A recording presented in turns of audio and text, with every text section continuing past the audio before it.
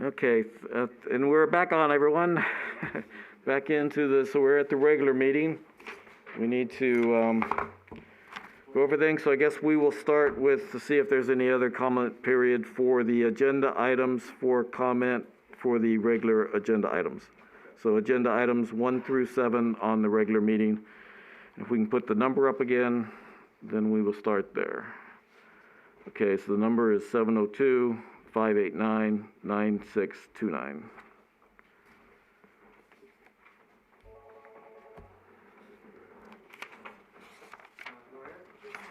Yes, hello again, Fred Volz for the record. A couple of things. First, it would be an understatement to suggest that there are some irregularities in the $1,988,000 plus utilities supposedly incur in central services charges. While it might look as though utility ratepayers are receiving a bargain with an arbitrary reduction in the charge to $1,025,000, that doesn't reflect the additional $3,141,000, which by some descriptions in the spreadsheet duplicate charges for the same services. Hopefully the city budget director will explain how she arrived at the percentages and explain the other departments being charged for central services functions. Also, how much do the central services charges total up for the entire city? The cost of shifting all this money around through interdepartment transfers doesn't make the expense go away, and apparently hasn't led to any noticeable reductions in operating costs, given that budgets continue to rise each and every year, especially in the area of personnel expense. I'll submit my specific questions and concerns about some of these allocations and the lack of any justification for them with the rest of my comments, but I'd like to move on to one other subject, and that is, it isn't too soon to be thinking about the contents of the city's next integrated resource plan for electricity. As Lake Mead continues to drop in elevation, not only is our water supply in peril, but the ability to generate relatively inexpensive power. Given the city's reimbursement rate to businesses or residents who install solar panels at the wholesale cost of 4 cents a kilowatt hour, there is little incentive for more people beyond the 100 or so who currently have panels at their properties to proceed with an installation that typically costs $20,000 to $30,000 for a house, not including storage capacity or maintenance costs for failed equipment several years down the road. Paying panel owners the retail rate for electricity generated would be inappropriate if the city can buy it more economically elsewhere, and the payback period on the original investment would still be decades into the future. Unless battery storage technology makes big strides, there is the problem of generating at night and on cloudy days, as well as storing enough electricity to be completely independent of the electric grid. So we need a standby fee for those with solar panels who must use the grid. Also, the grid must stay balanced, and intermittent flows of electricity from solar cause problems with maintaining a steady flow. Some savings in kilowatt hours used will occur with the parking lot solar installation at the hospital, and also decreased revenue to the city electric fund, but this will not be sufficient to meet new energy efficiency standards the 81st legislature is likely to adopt. But the bigger question is, can our electric grid handle large-scale, bidirectional flows of power from solar panels into the grid or microgrid, even after all of the capital projects to catch up with deferred maintenance are finally completed? And I'll ask that my comments be added to the record. Thank you.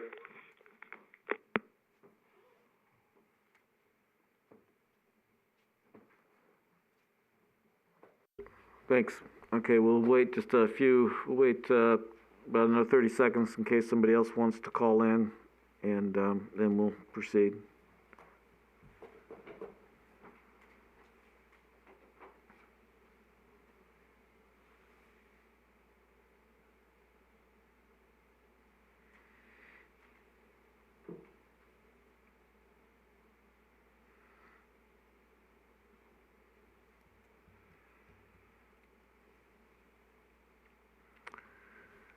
Okay.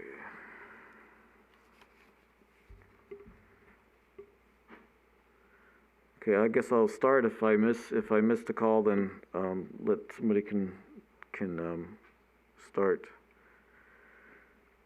Can call in if I didn't give somebody another time. But let's go ahead and start. Is there any reason that anybody would like to move any of the agenda items around? I guess right now it looks like Marvis is in the audience. Is there anything, Dennis or Marvis, that you would like to start with first? I think we'll do the minutes, but then is there anything else that rearranged that give Marvis a break if he needs it?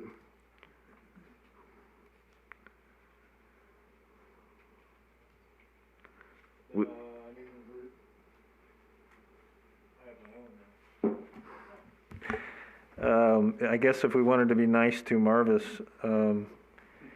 we could move number 2 to number 5 and hit, or, below number 4 and discuss 3 and 4 ahead of that. But other than that,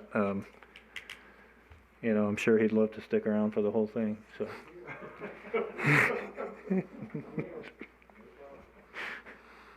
So do we want to move 2 or just go through? 2 could be, without finance here, it could be short, it could be a little longer, depending on, I've got several questions on it, but I'm not sure how long it's going to be. Yeah, and I guess I can make a real quick comment to 2. My comment to 2 was for information for this committee to have, and then, be able to review and get feedback to comment before the next meeting. So clearly it's up to you how much you guys want to discuss it. But we really thought, it was a short time frame. You didn't get a lot of time to review it, so I didn't know how much detail we would want to get into tonight.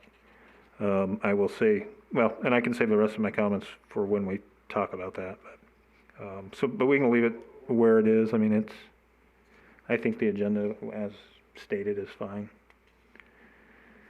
You okay with that, Robert? Okay, thank you. I'll let him come in at 6 in the morning instead of 5:30. Okay, so anybody else have any comments? Does anybody else see any reason to move any of the agenda items around?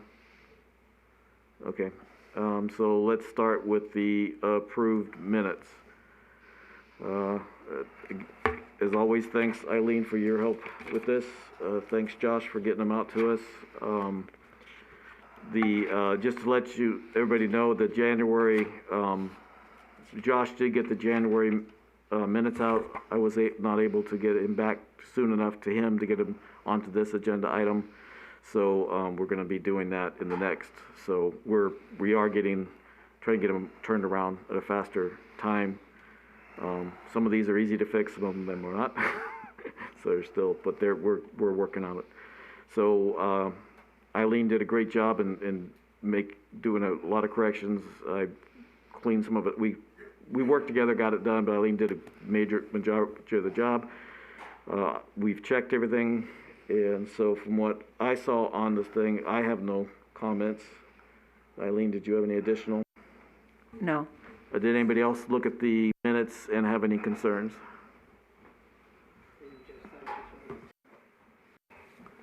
Well, I looked at the three meeting minutes, and I didn't have any grammatical errors or any real changes. But on in the December 2nd meeting, we again, and mentioned tonight, Greg mentioned about changing the municipal golf course to potable, from potable to non-potable, and the savings that could involve. And I just wondered, have we moved forward with any ideas on changing that on the Muni course? Yes. Ah, good. All right. I don't. Can we talk on that? I think if we talk on that capital, it's a little, Okay, it's more, all right, we'll okay. tie in closer to the agenda. But yeah, we can certainly give an update on that. We bring that back. Yeah, okay, thank you. Do you have anything else on related to the minutes? No. Okay, anybody else? Okay, so I would suggest, I guess what we want to do is we need to approve each one by themselves, correct? Is that what we? No, you can actually do all three in one motion. Okay, so I make a motion to approve the November 18th minutes, the December 2nd, and December 16th minutes as they are. I'll second. All in favor? Aye. Any opposed? Okay, so it passes unanimously. Thanks, all. Okay, so we'll go to number 2, explanation of the general fund administration. So I guess I'll let you start. Do you have a, we don't have it to bring up on the screen either, do we? We could, oh, nope.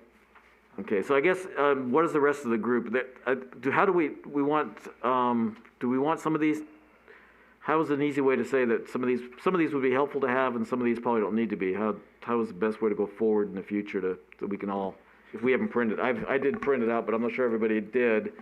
And if we don't have it, then it's hard to go through. Oh, as far as the printing on the basis of calculations for the, Yeah, well, just in the future, what we we'll might have it up on the screen. Oh, yeah, we can certainly have it up there for the next meeting. And again, finance will be here to answer questions, and the sooner we get what finance did, if you want me to kind of introduce this, is they simply took their best estimate as to the percentage of time that the various functions within the various departments are providing services to the utility services department. You know, there's no cost accounting, there's no, this isn't a study where they've been tracking their time exactly with regards to how much time the clerk's office or the city attorney's office or finance is spending on utility issues or utility tasks, whether it's regard to payroll or budgeting or insurance, all that stuff they have to do for us. They just took what they thought was their best estimate of the percentage of time that they spend within their budgets. And that's what that, I guess you can call that gray number, is the percentage there and outlined in the spreadsheet. And they simply just took that percentage times their FY20 and came up with that cost. The actual cost, and of course, they compared that to the overall allocation that they've estimated for FY22, and then they've shown the FY20 actual allocation. So it's that simple, if you will. I mean, finance haven't done a direct cost and even an indirect cost study where you would have somebody come in and really get down into the nitty gritty, and that would probably be a $50,000 to $100,000 study. I don't know how much that would be to do, but it wouldn't be inconsequential. It would be significant. So just trying to understand. So I understand there's the gray number, and then you multiply the yellow number by the gray number, and then you get the actual cost. So for that for FY20, yes. So for that first line, why is the allocation to the general fund, say, for that $100,000 more than the actual cost? For that first line on your table there, for finance. And I'm sorry, ask your question again. So I'm just looking at, trying to follow your explanation for this table. There's the yellow, gray, etc. columns. So I understand 35% of 872,000, 305,000, the actual cost, but the allocation to the general fund is $100,000 more. Why is that? And that's just the allocation they made for that budgeted year. But can they give that money back, or No, they're just showing you based on their estimate using FY20 and what they think their actual estimate is. That was what the number would have been for FY20. Their actual allocated was the $405,000. Does that make sense to everybody? Or? No, because they didn't do this for FY20. They just did it now for us. So but that means they got an extra $100,000 into their account that wasn't for work that they didn't do. I think, because I've got a whole major problem with this. I understand what you're saying. And all I'm saying is, all they did was they said, based on what we think the percentage is, projecting what we think it is now, not what they actually did in FY20. That's what's shown in the actual allocation. But how was the actual number determined then for FY20? Yeah, that's a question we'd have to ask them. I assume they use some sort of percentage, and these are now modified. So they're doing less work now. They're doing less work now on utilities than they were in 2020, because the number. Anyway, never mind. I don't even know, George, if it's that specific. Yeah, there's probably estimates they made at that time, and we can certainly have them respond to that. one thing, maybe it might make sure I'm looking at it correctly, because if I'm looking at it incorrectly, then we have more aspects. But if we go to the second page of that document, to the very bottom, you have the very bottom on the right-hand side, the very last numbers. You have 1.9, and then we have the $1.25 million.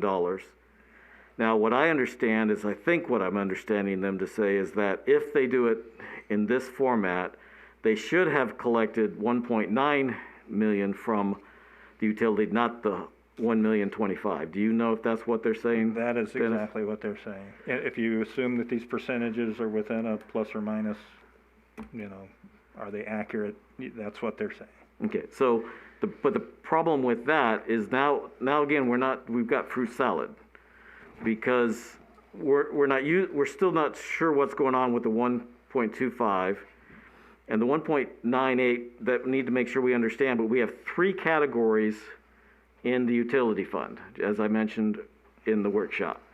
We have the central service fee, which is supposed to be 1.025, but in the current fiscal year 21, it's you can round it up, it's 1.3, it's 1.291792, so $1.3 million, and it's supposed to be 1,025,000. But again, that's what we need to understand is, okay, what's broken out and what's included. Yep.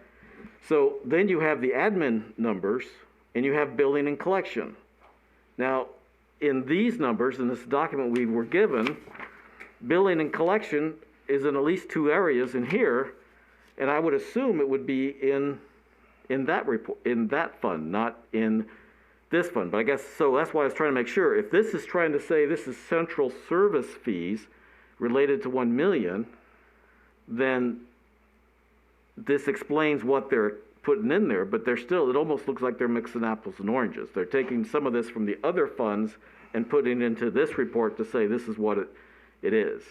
So some of the percentages that you're looking at, George, I agree that it's hard to follow and try to do. It's, when you're saying that you've got 35% of the city manager's overall cost, not let alone does he spend 35% of the time in utilities, but it's all his benefits and everything that we're paying for out of the utilities. Same thing with the lawyer.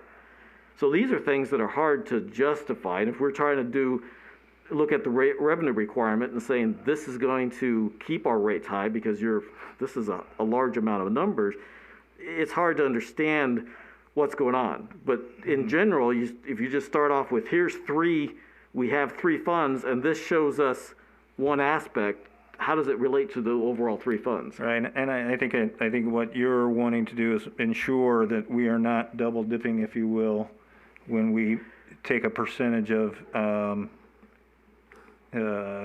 where there's a statement regarding utility billing on one of these line items.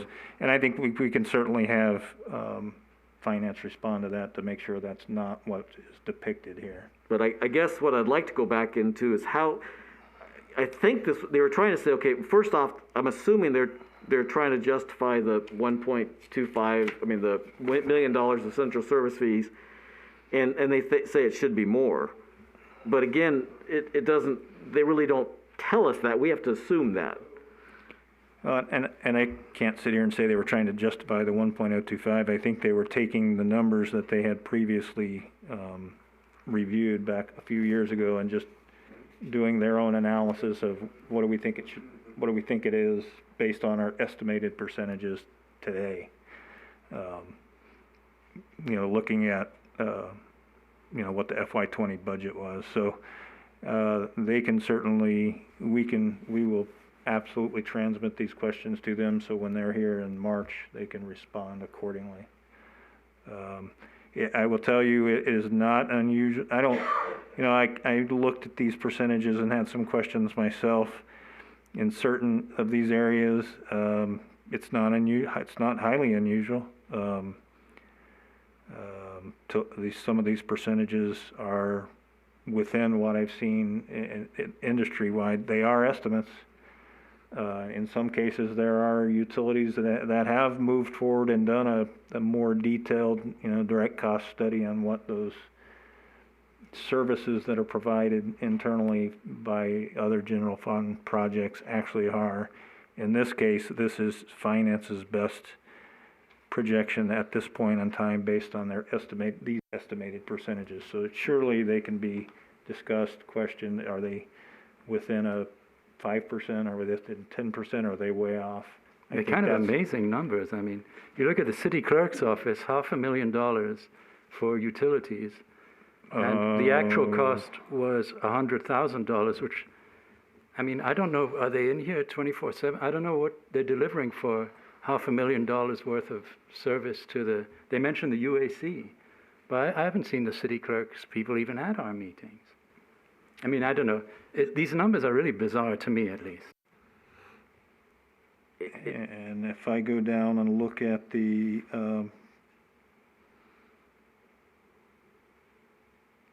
I think you can certainly raise the question on the 20%. That being said, the city clerk does a ton of work for us. They do all our records, they do all our public records requests, they do all of our city council agenda stuff. They do provide a significant service. You know, whether that's 20% or not, this is finance's. No, but they got best $500,000 is what they actually got. That seems like a lot of money for just storing PDFs. No, that's I think, George, is what I'm seeing is that 5 million. That's what I think. That's their total budget. I think. Yeah, that's their total budget on the left side. Okay. Yeah, so what the actual cost, you know, that they show there is the 105 based on that 20%. 100,000 is like a full-time professor at UNLV. They really got a full-time person just dealing with the UAC No. or dealing with PDFs. No, it's not just the UAC. So, you know, there are. Okay. Well. Okay. There are, you know, there's 3 FTEs up there. Is 20%,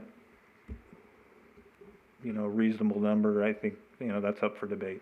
Well, for the overall utilities, that, you know, you would see what they do for you, and that's one. I think that's one thing we just like to do is maybe if somebody can say some of these percentages, and again, you know, when you say, okay, your management of utility billing, and then you have IT for billing, that's a smaller number, but the management, you know, how much of that is the part of that 300, that 87,000? So if it's, you know, so what you said earlier, just making sure that we're not doing it in two places. I think all of this is open for discussion. There's no, you know, this is finance's best guess, getting something to us as quick as they could. Okay, I think just, we've all said it, I mean, most of us are saying it, it is a little frustrating when, it'd be nice if somebody would have been representing this, at least this sheet too, especially to sort of, Yep. because now we have to wait till March before we even get. Yep, and I'm going, you know, I'll feed back these questions to them between now and then, but they certainly will be here in March. Okay. Mm-hmm. I'd rather them answer than me. So does anybody else have any comments on? And again, I would urge you to take a hard look at them and Eileen? I know Eileen will, so provide any feedback or comments. Yeah, for example, they're under city attorney, they have 35% of contracts reviewed, so they charged to utilities 35%. Well, I would hope the city attorney does more than review contracts. Oh, absolutely. I mean, That's not, and I, you know, that's something we could certainly work on what are those services that are provided. They do, you know, quite a bit more than that when it comes to issues out in the field, you know, locations of utilities that never were provided easements, or as, you know. yeah, but then they also do a lot of their time with court. Oh, yeah, no all doubt. sorts of. No doubt. And it goes back to, is that 35%? That 35% is not reasonable. Does that seem high? You I know? question a majority of these percentages. Back in, when we were reviewing the rate study report, I asked for, it referred to the 1.4 million is based on an internal analysis performed by the city's finance department regarding costs which are incurred to support the utility funds but are budgeted within the general fund. And I requested a copy of that internal analysis, and come to find out there was none. So that statement has since been removed from their report. But what concerns me is that it was in there in the first place. And were they told there had been an internal analysis? And then when I asked for it, I received a copy of a memo that was sent to the city manager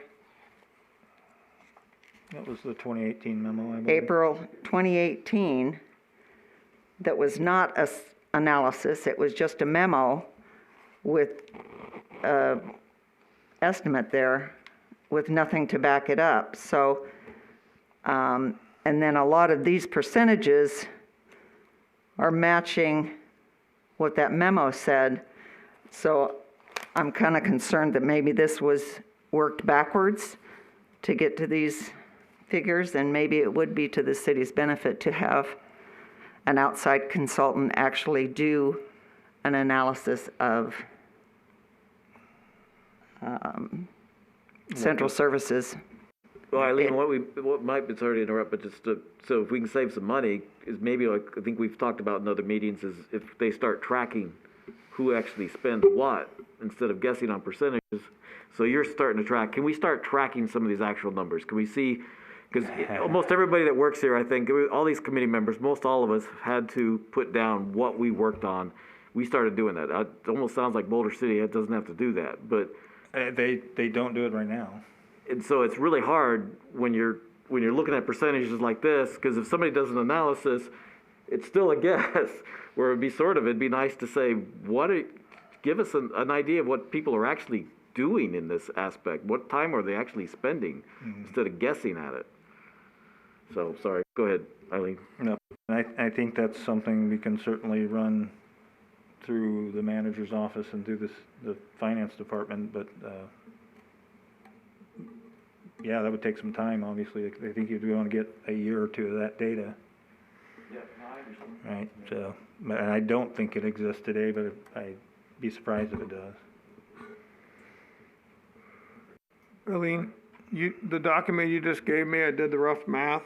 At 32%, the city attorney got $59,000 out of our utility fund for what he did at 32%. And that's not with benefits, that's base wage. So you're probably up $68,000 he got out of our utility fund to do the work he did on our behalf.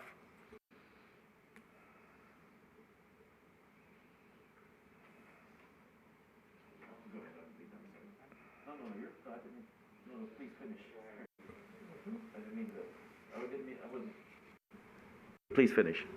Oh, I'm pretty much, it was finished. My point is that if you're going to come up with these kind of figures, you better have data to back it up, and we need the data.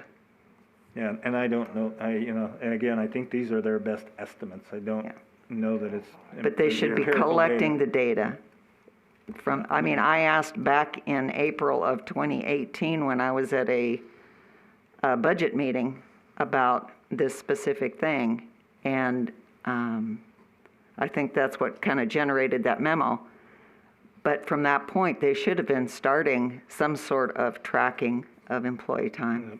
And my memory, which is sometimes not that good, is that 1.0 the 1,025,000 was actually what was used in that the EES rate study, and I'm not sure we know where that came from.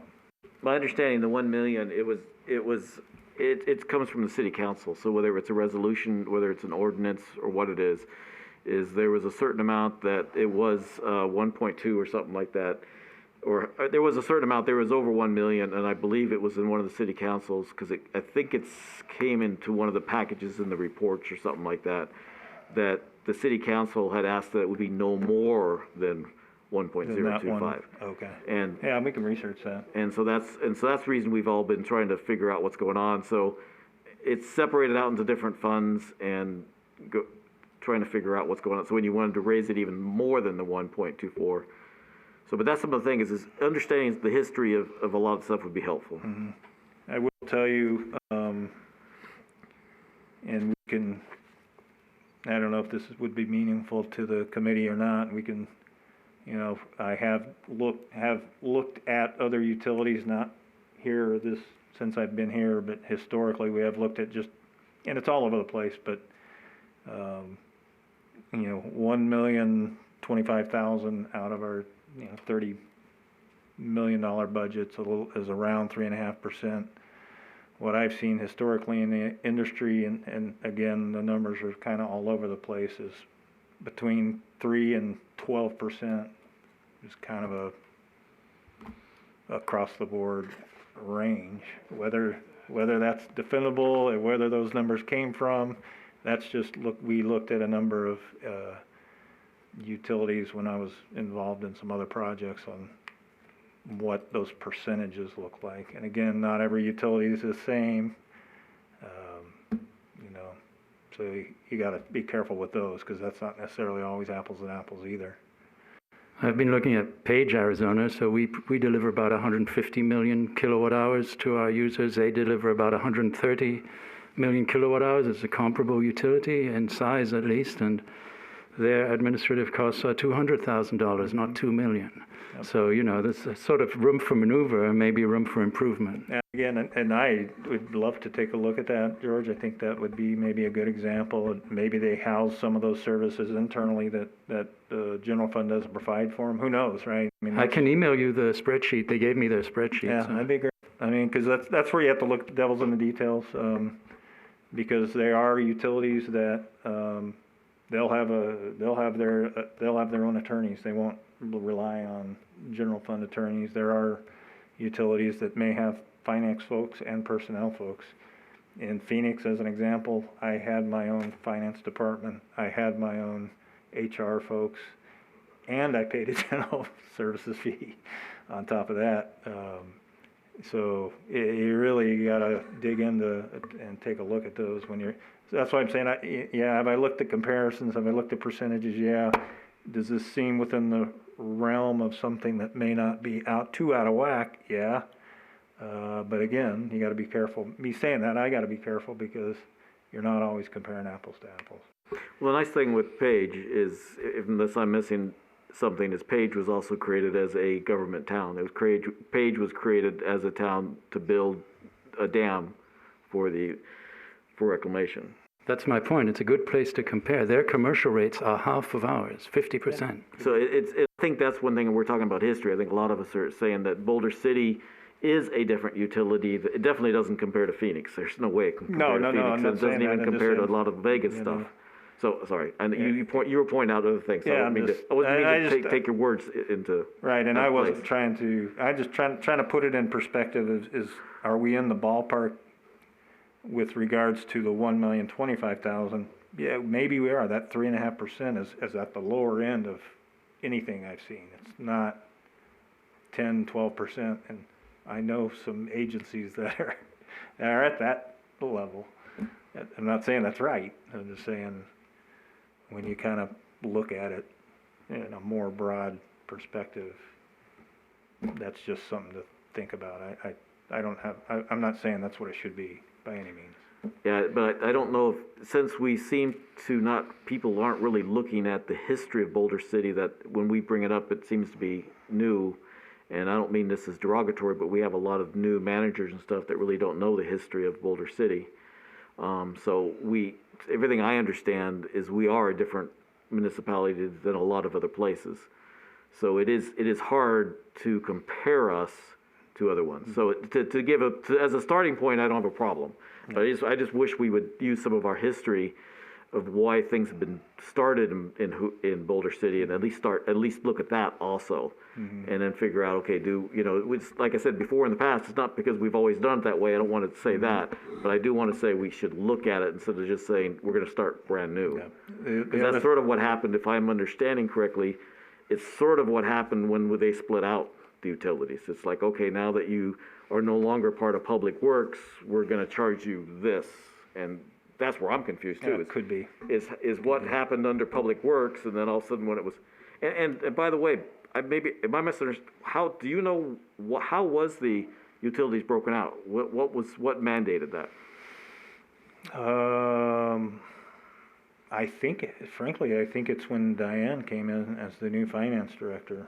That was one of her recommendations, because she saw that it was melded and blended, and, everywhere I've come from, even if the utility department was, a part of Public Works, the enterprise funds, should have been, and I don't even know that they were here or not. I guess I would have to ask Diane. They should have been separately enterprise funds the way they are now anyway. Okay. And I don't mean to be But I think she was the one that kind of remember. drove that when she started. Yeah, I don't mean to be. Historically, that's what Okay. I've seen, and I think that's more of an industry standard that they're split.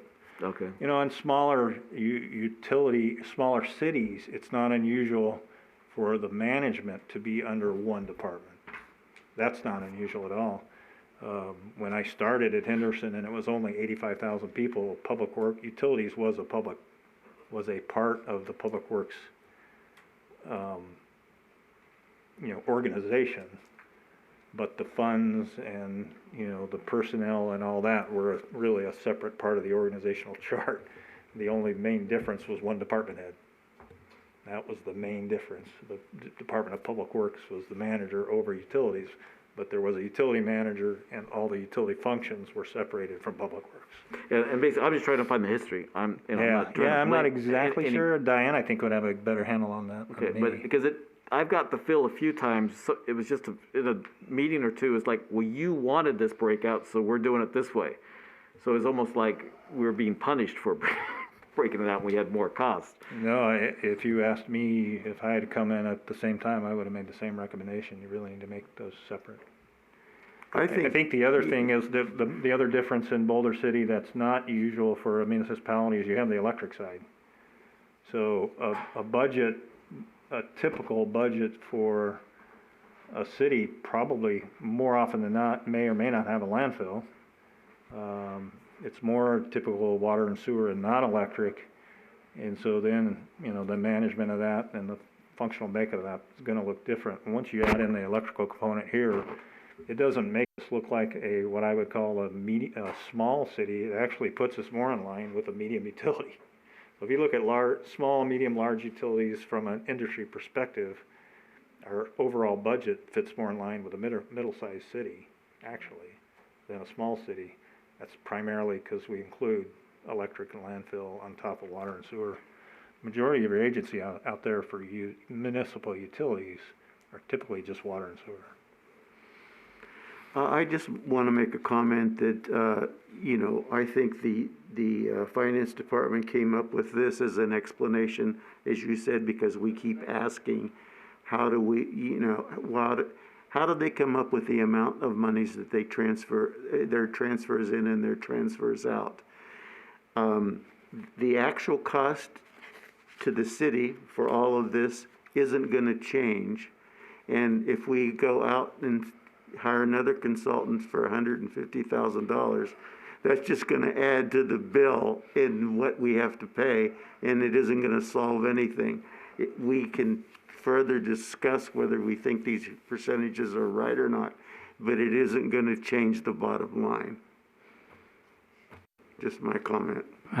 Well, I'd say if these numbers are correct, we've been underpaying the admin guys. We owe them $1 million a year. And so that again gets back to my 3%. If we have absolutely no idea what's going on with the numbers, I don't want to pour gasoline on that again. But I'm just saying, look, we're not even in agreement to $1 million of how much money has to go to the admin people. By their account, we owe them millions of dollars in back pay for the free work they've been doing for us. Maybe I'll comment, because I worked here for a lot of years, and it's been 11 years since I retired, but back in the day, Public Works included electric, water, wastewater, and in spite of everything else. And the electric department, if I remember right, every year we transferred just a flat $2 million to the general fund, just a flat number. And our rates were half of what they are now. And electric department did a lot of stuff for most of the other departments. I mean, like I said, Christmas decorations, and anytime somebody needed something or needed a lime truck someplace or changing ball field lights, we did it for them. And so it was pretty loose back in those days, and it was a small organization, but I guess that's just part of the things are getting bigger, although the town's not much bigger. It's stayed at about 15,000 people for the last, 10, 15 years, so it's just maybe progress, I don't know. Well, that doesn't make any sense to me. How could how could the rates have been half what they are when we were transferring double what we're transferring to the... No, we had roughly the same number 10 years ago. Well, we've grown at what, 1 or 2% a year? I mean, Population, oh, you mean the system hasn't changed? We've just hired a lot of extra people. Well, maybe there's a moral there, but we all need to earn our living. my guess is, and Ned, correct me if you think I'm wrong, because I am guessing, my guess is the capital plan revenue requirements weren't as substantial as they are today. And that's true. For a lot of years, there was a lot of pressure to never raise the rates. So we had to live with what we had. And that was there've been a lot of good changes that have come about in those years, and hopefully we're going to see those top off. Well, I would like to see us eventually get down to where we could go back to even less rates than Right, and lower rates. in a normal utility, it is not unusual that what drives the rates isn't the operating budget, it's typically the capital budget. That's typical, that's not atypical. Well, I mean, the revenue requirement 16 million, O&M's about 10 to 11 million, so it's a pretty big fraction of the total budget. Sure. It's more than 50, I mean. Yep. Okay, so does anybody else have anything on this actual document?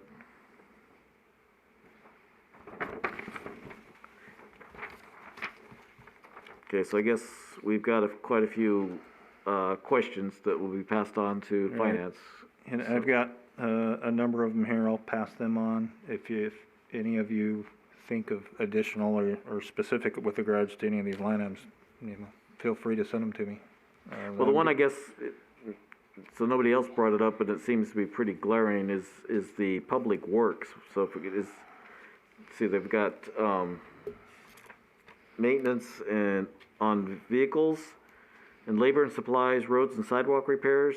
And so 40%, wouldn't some of that 40% be included in CIP, the SIP projects and your maintenance you're doing? Wouldn't you get included? Seems like that 40% seems awful high. I could see some of it because you might do something and it's not part of a SIP project, and they have to come in after something you've done and fix the road and I think that's a good one for discussion. I mean, I don't have a lot of, how it breaks down with regards to the 40%. They certainly do provide the services from a labor and labor perspective on maintenance. We also provide some of the supplies there. Road and sidewalk and additional information, I think would be good to have some additional information on that, because I'm not sure I have a good handle on that as well. Because again, it might be that 40% that the utilities owe them, but some of it's already being collected in other parts of the utility rate, numbers.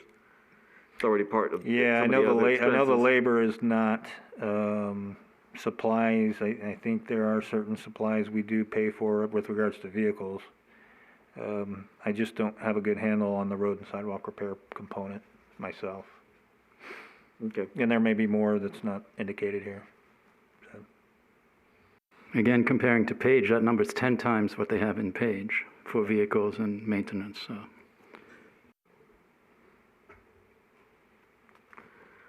Okie doke. So no more. We'll shut that one down. Close item number 2, and go to item number 3. So I'll let you start with that, Dennis. The integrated resource plan. So, as we mentioned at the last meeting, we were just kind of continue to, or leave this on the agenda for discussion and what we think we need to do to move forward.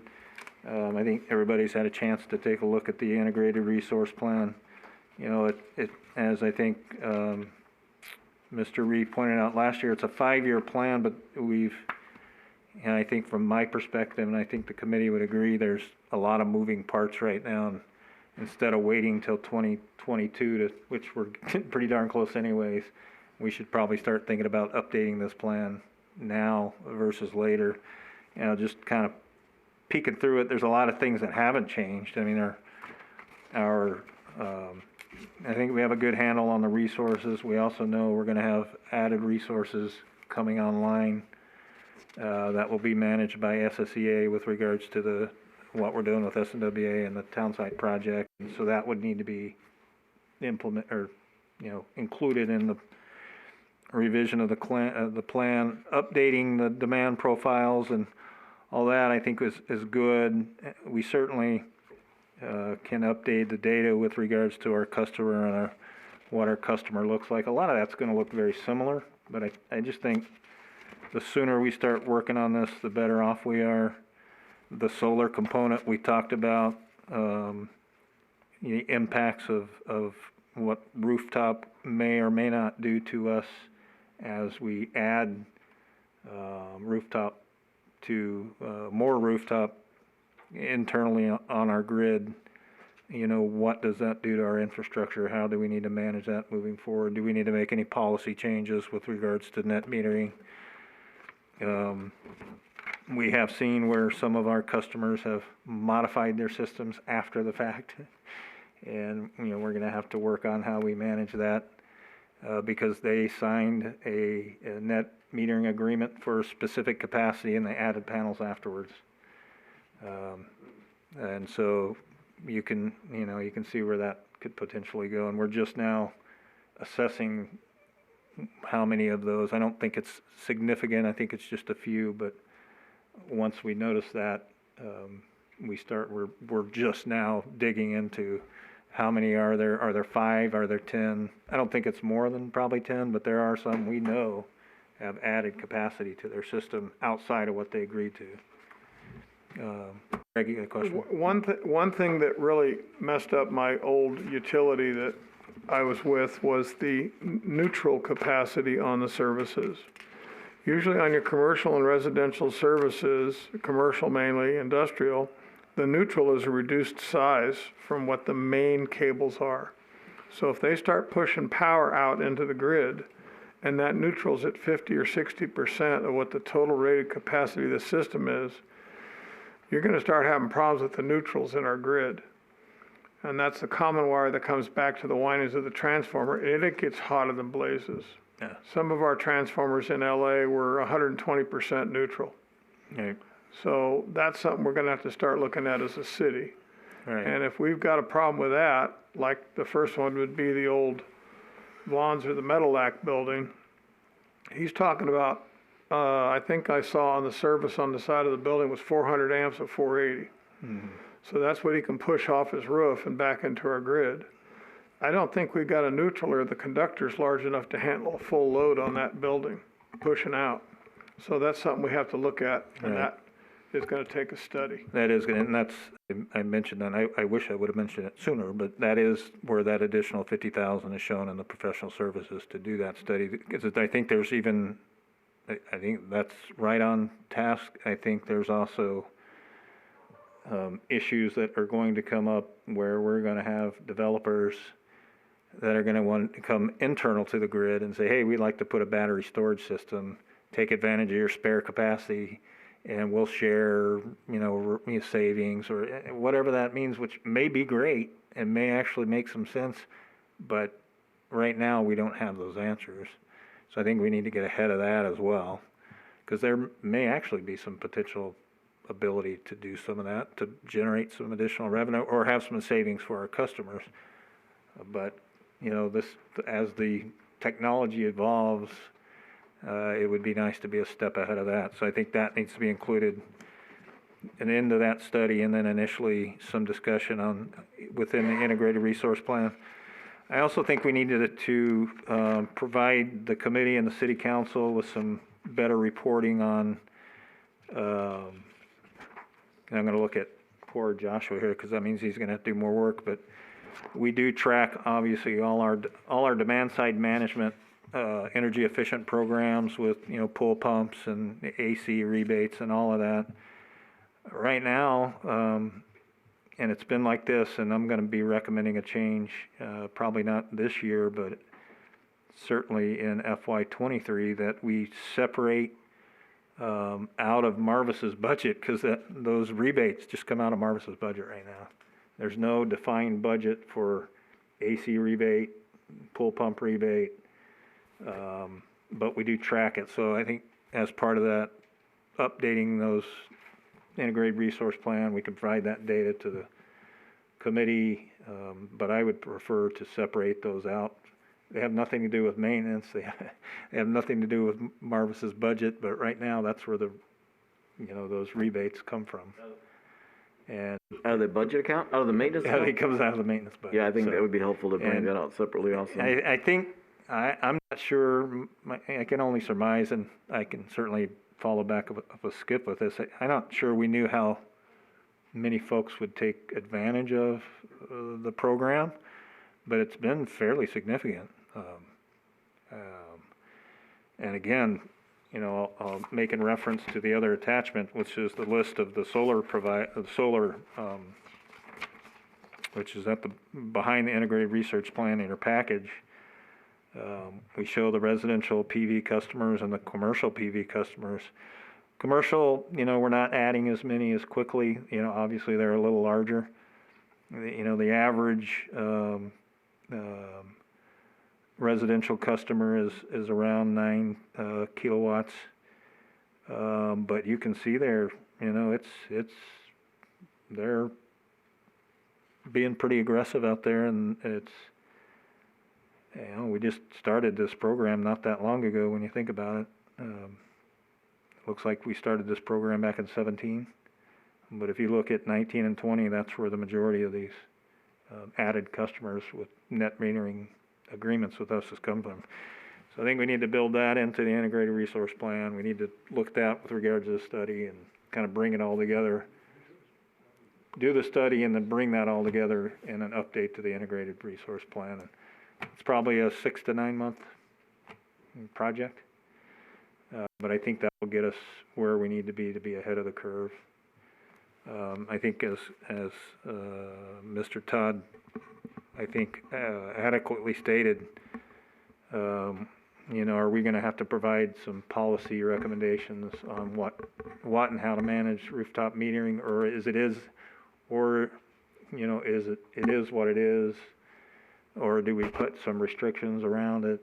We want to be careful. Obviously, people like to be, they're into sustainability. It's important to the environment. I don't think anybody's discounting that.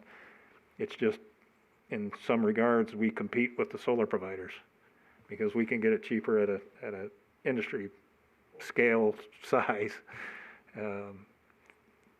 or even at a market rate versus putting panels on a roof. So it's an interesting thing that we're going to have to deal with. And I'm not suggesting we ever get rid of rooftop or anything like that. I just think we need to understand it first.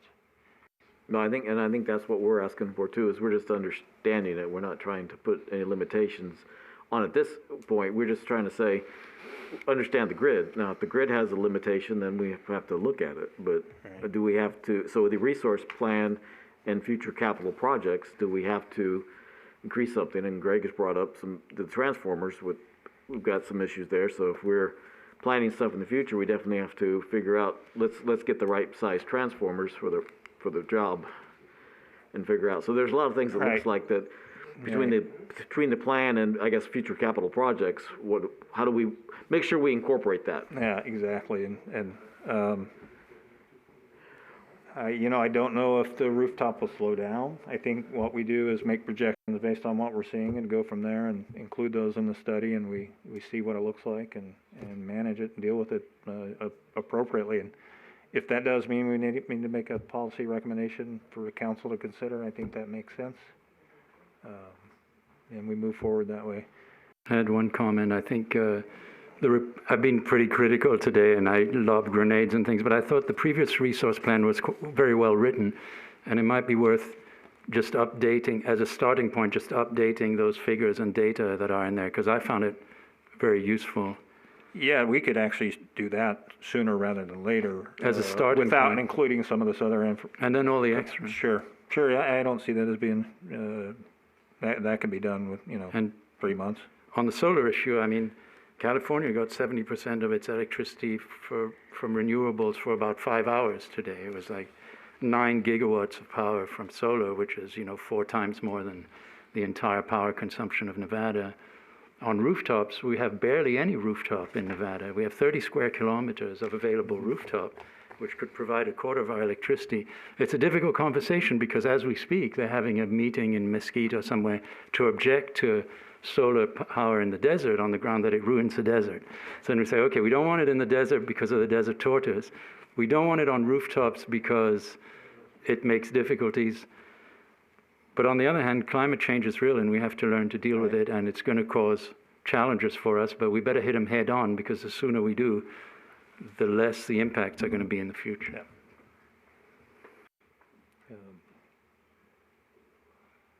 So, the only other, I guess, any other comments? I was gonna, the one advantage to solar, because like I said, I do have solar on my house, but, you gotta realize that on those peak days in the summertime, when you're buying peak capacity, you've basically offsetting that. That's right. By these solar people. Yeah, and that would be included, obviously. And that's a significant charge. I know it used to be $10,000 a megawatt. I don't know what it is now for peaking in the summertime. So if you can get it, well, about 0.6 of a megawatt now, but that's saving you $4,000 or $5,000 a month. Right, and as we indicated, it looks like we're gonna be able to get, the 3 megawatts, up to 3 megawatts from IBV Energy through SNWA at $31 a megawatt, so that's pretty competitive with regards to the market overall, so, again, you gotta include everything that goes along with that, but, there's no doubt solar's getting more, is getting cheaper. I don't think anybody's arguing that. The problem is you overproduce. If you match the demand, say in July for Boulder City, then you're overproducing. Now I'm insanely arguing the other side, but then you're overproducing in April and in those low months, and so you have a storage problem, or you have to know what to do with that energy. The Western grid is having to assess this on a huge basis on how it impacts deliveries and infrastructure, and it's frankly, it's certainly outside my ability to assess, and that's why you got professionals that do that for you. We were actually dumping solar open market at below wholesale rate to get rid of it when I was running for the company I was working for. And it was amazing to watch the meters. The other thing you got to look at is when you have solar, whether it be rooftop at a house or anything else, you have to match that output from another generation system should something happen with the solar. And that's something nobody talks about. I watched my own personal self, 250 megawatts of solar on a farm go off in groups when the clouds came over. And boy, you should have seen how fast that steam plant down there in El Dorado Valley came online, because they could not get the power anywhere else. And the power flows, George, actually started going backwards from California back into Nevada, and they were scrambling to get that fixed. Yeah, and I know NV Energy had when they fired up the 14 megawatt facility out at Nellis,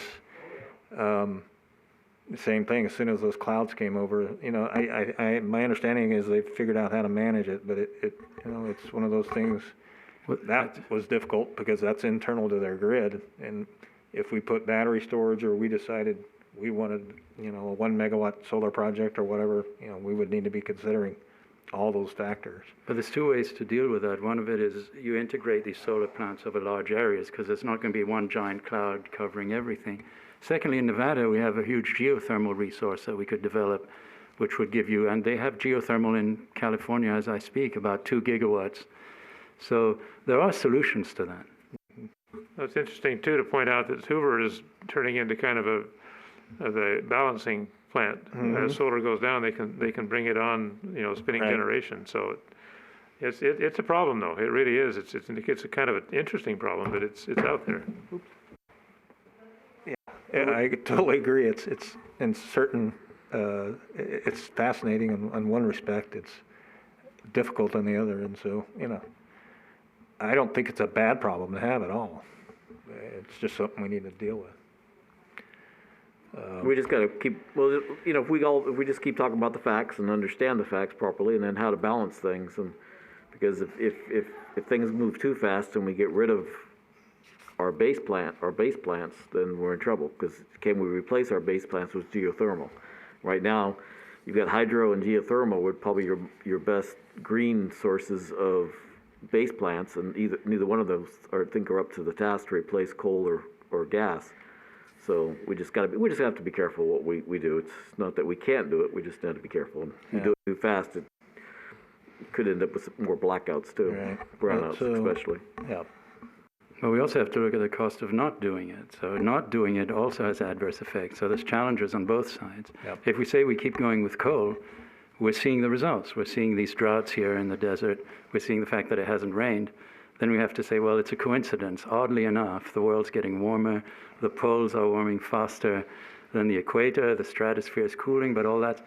So all these effects are disrupting the regional climate. So it's not just, there's two kinds of inconvenience, one from doing nothing and one from doing something. So, Right. yeah.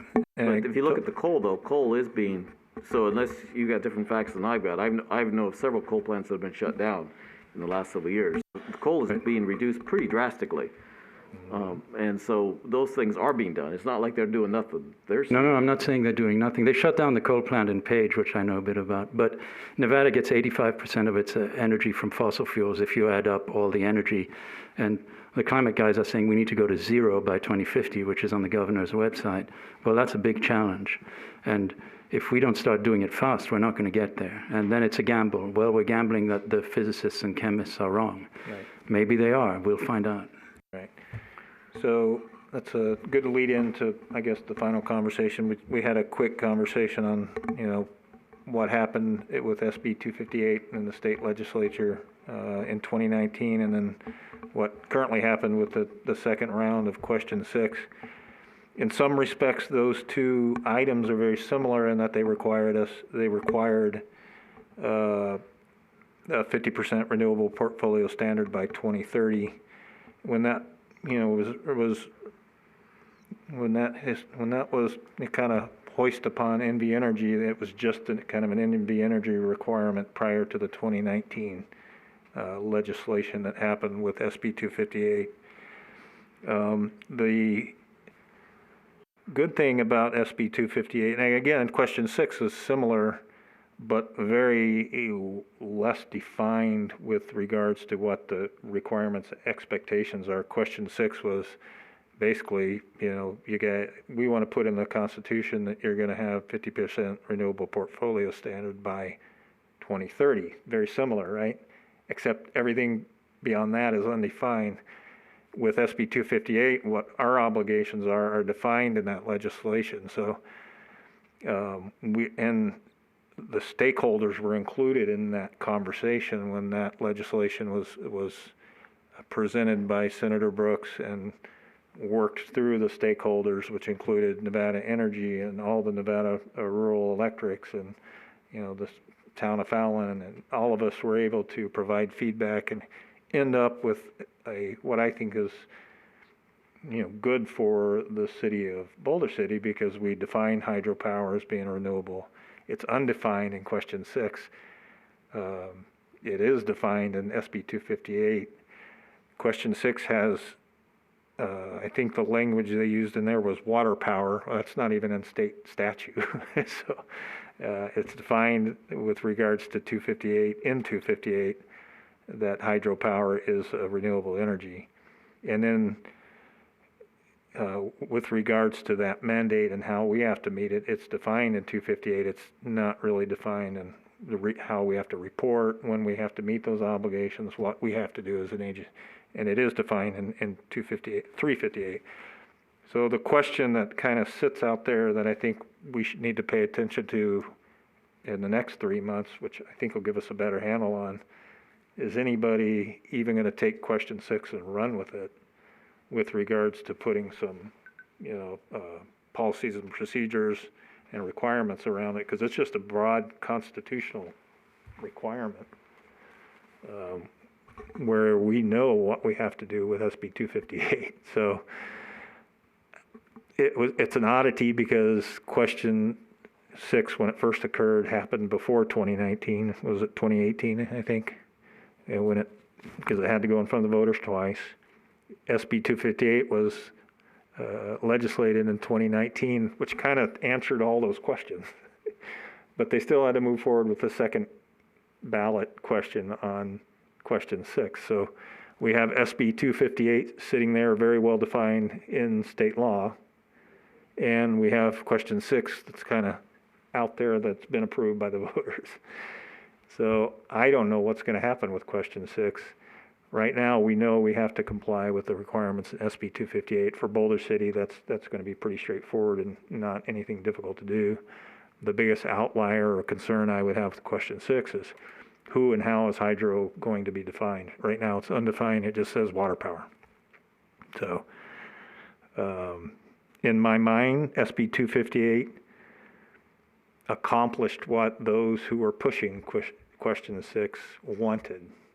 So I don't know where question 6 is going to go, and I don't even know that our, the lobbyists up in Nevada know where it's going to go. I don't even know if the state legislators know if anybody's going to take that ball and kind of run with it. So I think we keep an eye on it in this legislative session, and any more as we get information, we feed it to you guys and make sure we just keep it on the radar. Right now, we know we have to comply with 258. So I'm not sure, because question 6 is pretty clear. All providers of electric utility services, blah, blah, blah, so that by calendar year 2030, not less than 50% of the amount of electricity sold by each provider to its customers comes from renewable energy resources. Right, which is exactly what 258 says.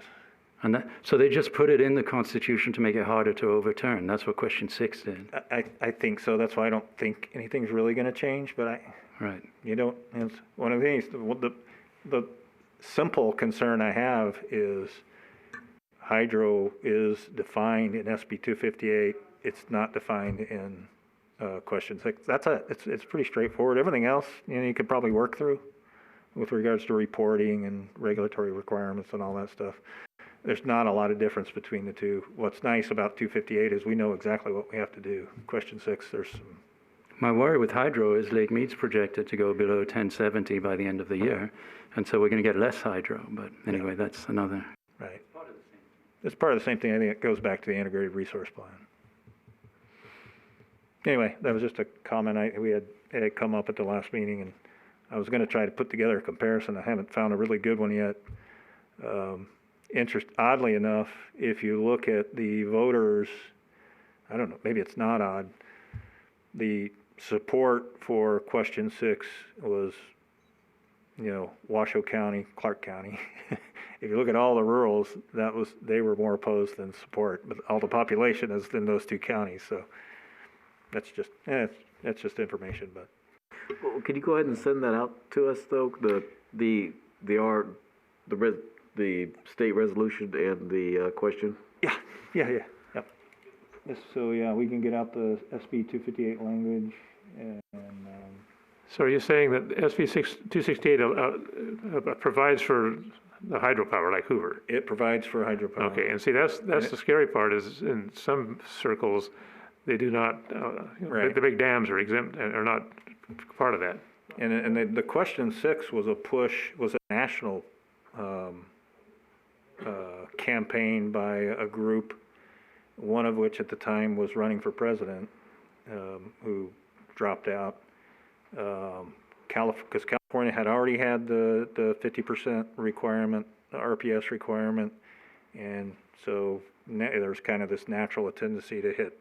So Arizona had, and I believe it was Proposition 127 at the same time we had question 6. And I actually don't remember what happened in Arizona. I think it might have actually failed there. But I'd have to follow up on that. I can't remember. Well, I think we definitely need to track it and see if something says differently in 6, but if the state states that hydro is Yeah, right now we're golden. Is good, then it should be state, as long as the state says okay. Yeah.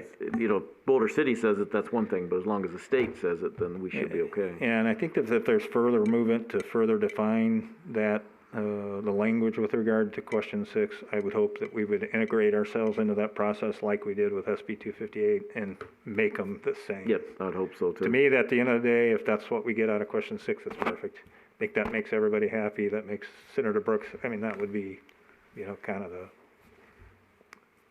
best solution. Okay, so on the resource plan,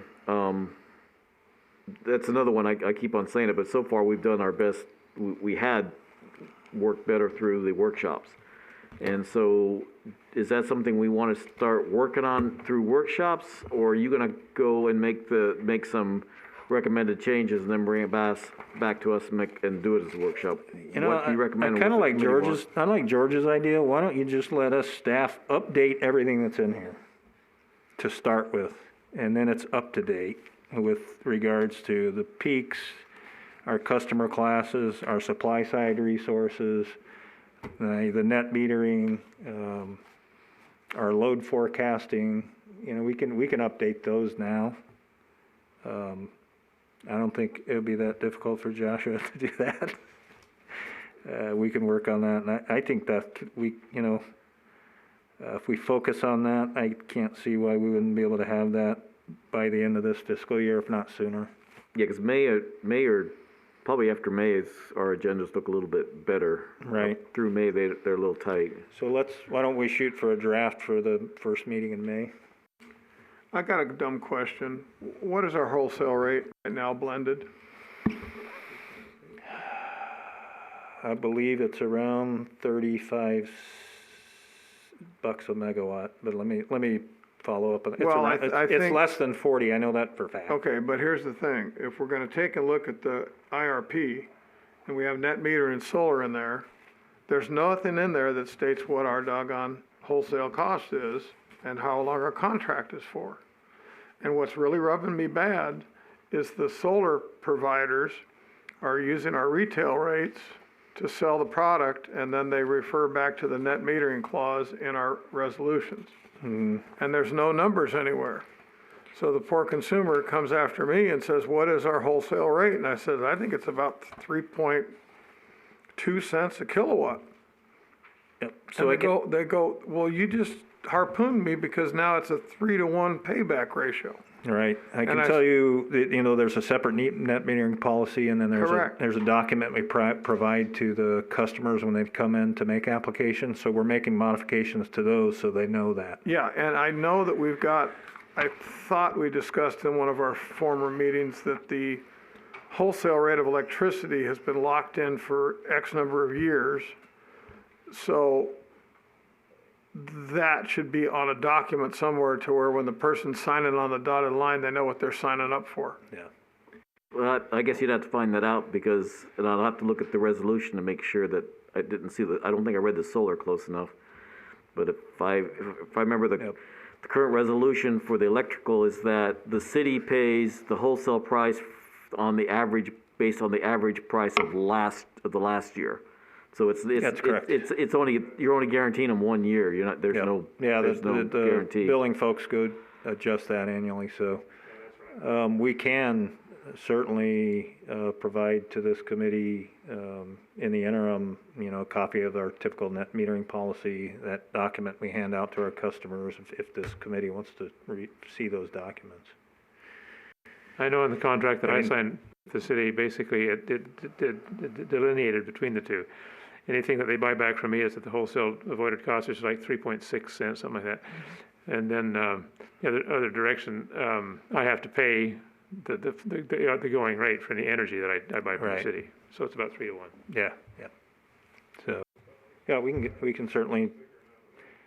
Well, the numbers are in the Raftelis report for Greg there. We spent $5.2 million, I think last year, buying 151 million kilowatt hours, which works out at about 3.4 cents per kilowatt hour. Yeah, that sounds about right.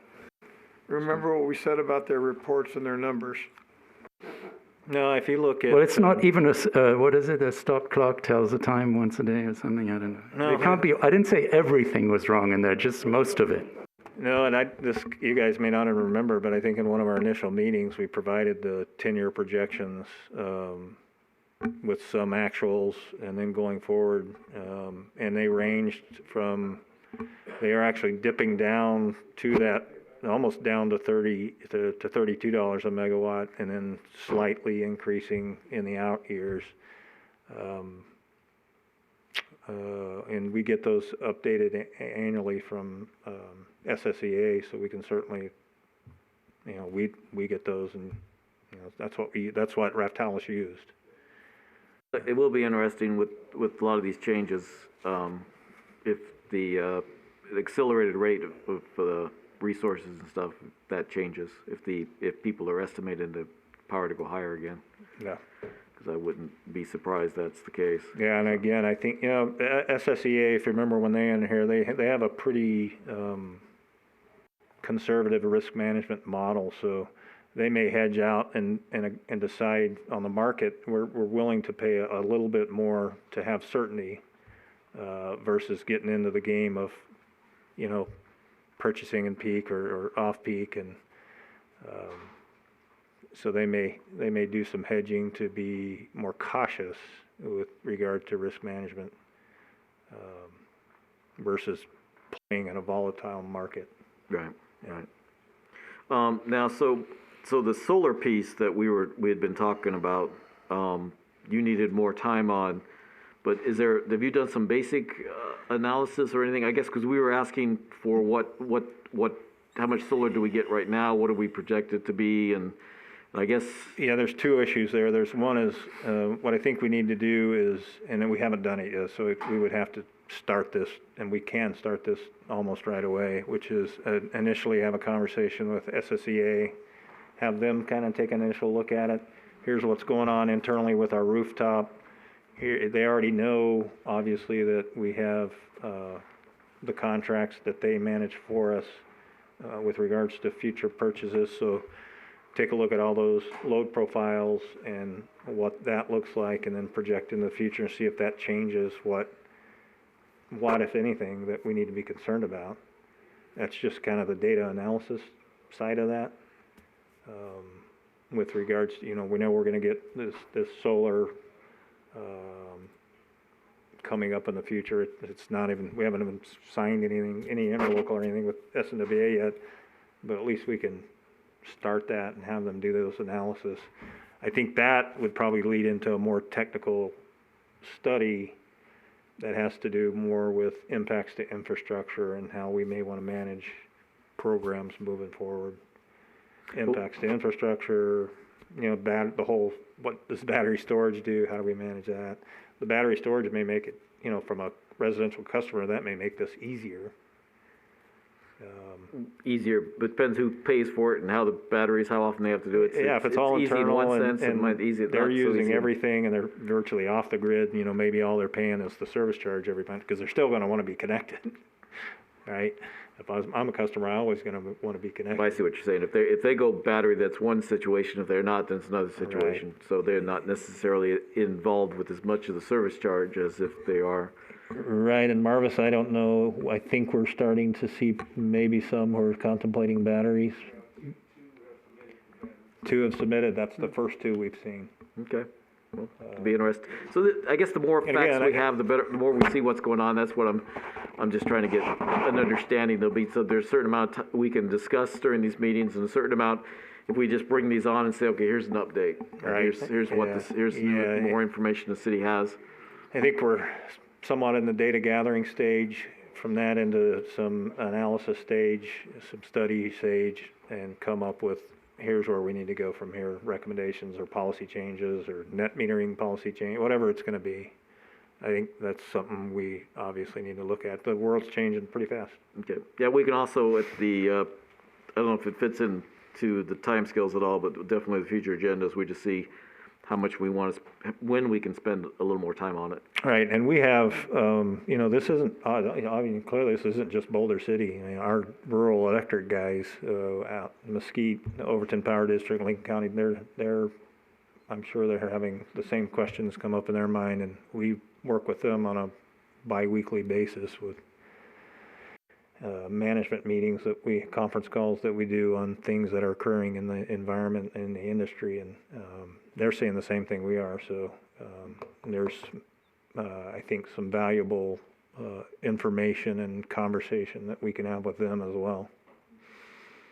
It's, NV Energy's a different beast, right? So, but then again, that's the same issues that they were going to have as well, just at a different scale. Okay, does anybody else have anything on the integrated resource plan? Okay, so we will close out item number 2. Actually 3, sorry. Going to 3. We're going to go to 4, See, right now, if we can just, why don't we start off with a quick update on the Muni Golf Course, and then we'll go and see how we want to proceed with the rest of item number 4. But I think we'd all be interested in see if there's new information on the Muni Golf Course. So, yeah, and let me just give a quick history of that. So when this originally came up, when I say we, it was the project with regards to the municipal golf course was actually replace the current irrigation system. That was the project. It was a general fund project. And the conversation that started then, so this is, short, probably a year and a half ago or whenever it was if we're going to do that, you might as well make the conversion. So that conversion was going to be a part of the golf course irrigation upgrade. So it was just one project. COVID, came along, and that replacement of the irrigation system is now basically on hold. So, then what could be considered is, well, why not still make the conversion, right? You don't have to have the upgrade to the irrigation system to make the conversion, because the raw water line runs down Buchanan and the raw water line runs down Georgia. What we didn't know and what we've been investigating is what really had been constructed. So the newest data on that, because we've been out in the field, we've been doing some investigation. We had hoped that they had actually, because the plan showed that they had extended the raw water. So there's the hydraulics had to work, and that was, basically what we would have done if you were replacing the irrigation system, was we would have given the irrigation designer the hydraulic grade lines for 2 connections on Buchanan. And then it's up to them to figure out the irrigation design. Well, now the irrigation is what it is in the ground. And so we had to go back and take a look at the hydraulics and say, what will work? And because it's different from saying you got 2 connections, you can take X demand from these 2 connections. Now you design the irrigation system. Now we're saying, what will it take to make the existing irrigation based on what's out in the field actually work without, adversely impacting the ability to irrigate the existing turf on the golf course. So we had to go back and look at the hydraulics. We had to go out and figure out what was already constructed. What we thought was constructed was a connection that went underneath the channel that runs along Buchanan. On the north side, there's already a domestic connection. What the plan showed was that they had brought the raw water line underneath the channel, and they were within 10 yards of each other. What it looks like, and the guys are still out in the field potholing as we speak, is it looks like all they did was stub out on the west side of the channel, and there's a valve and a stub out, and we're going to have to go underneath that channel and make that connection onto where the domestic is connected now, and obviously make an air gap. So that's going to be a little more expensive. It's not huge. It's not, but it's not as simple as what we had hoped. There's also a requirement hydraulically with that current system to make a new connection on the south side of the golf course off of Buchanan. And so when they made the domestic connection there, I'm not sure why they did this, but the domestic comes underneath the channel and it goes into the middle of the golf course. So that meter sits in the middle of the turf.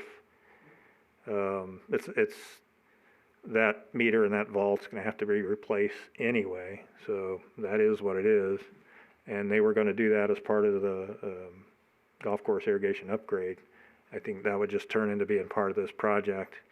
And we'd have to build that new connection, which, I don't know, it looks like it's 700 or 800 feet of pipe plus the new meter in the vault. And then the last connection, they did stub out, and I all of a sudden forgot the name of the road. So off of Georgia, there's a raw water line. I believe it's a 10-inch. They stubbed out off of Bermuda Dunes, or I don't remember the name. I'm sorry, I apologize. But it's a road that bisects the golf course off of Georgia.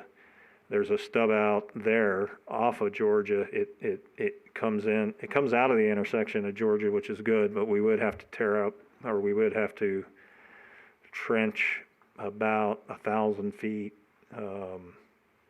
and make that connection into the irrigation system there with a new meter and a new vault. So what we had hoped was, maybe $100,000 project is probably, I don't know, 400,000 or 500,000. That being said, I think that's something for the general fund to consider. I don't believe that should be a utility project. I don't think it should be utility enterprise funded. That's certainly up for discussion. But obviously it would end up being part of infrastructure that we would maintain once it's complete. But that's kind of where it sits. We're still doing some field analysis. I had hoped, it looked like from all accounts they had brought that one in, it was right there, make the connection, put the air gap on the domestic side so you don't have to worry about backflow. But that's where it sits right now. So can it be done? Absolutely it can be done. Is it a little more rigorous than we originally anticipated? Yes. But I don't, that being said, I don't see any reason to wait for the golf course to replace the irrigation system to make that conversion. And I wouldn't recommend that we put it in our capital plan. So any thoughts or feedback are certainly appreciated. It did take us some time to get out there and do some of the field work associated with that. Well, I guess it depends on how much we push or push at all. As if it helps the utilities overall, and just having less potable water and more raw. Yeah, it's an interesting dilemma because it's kind of like a double-edged sword. So if you take less demand off of the potable, then your water age increases. And then you have to have additional concerns with regards to total trihalo methane potential, haloacetic acids, because we have to meet the disinfection byproduct rule. And so less demand on the potable system makes water quality more of a challenge. I think that's manageable. But from a water quality perspective, it doesn't help. I don't think it actually hurts a lot, but it doesn't help. That's water quality side of it. I think it's probably a wash with regards to operation and maintenance. We maintain both the raw water infrastructure and the potable infrastructure, so I'm not sure that's an adverse impact to the utilities. Do I think it's makes more sense to be putting raw water on turf than treated disinfected water on turf? So from a PR perspective, it certainly makes more sense.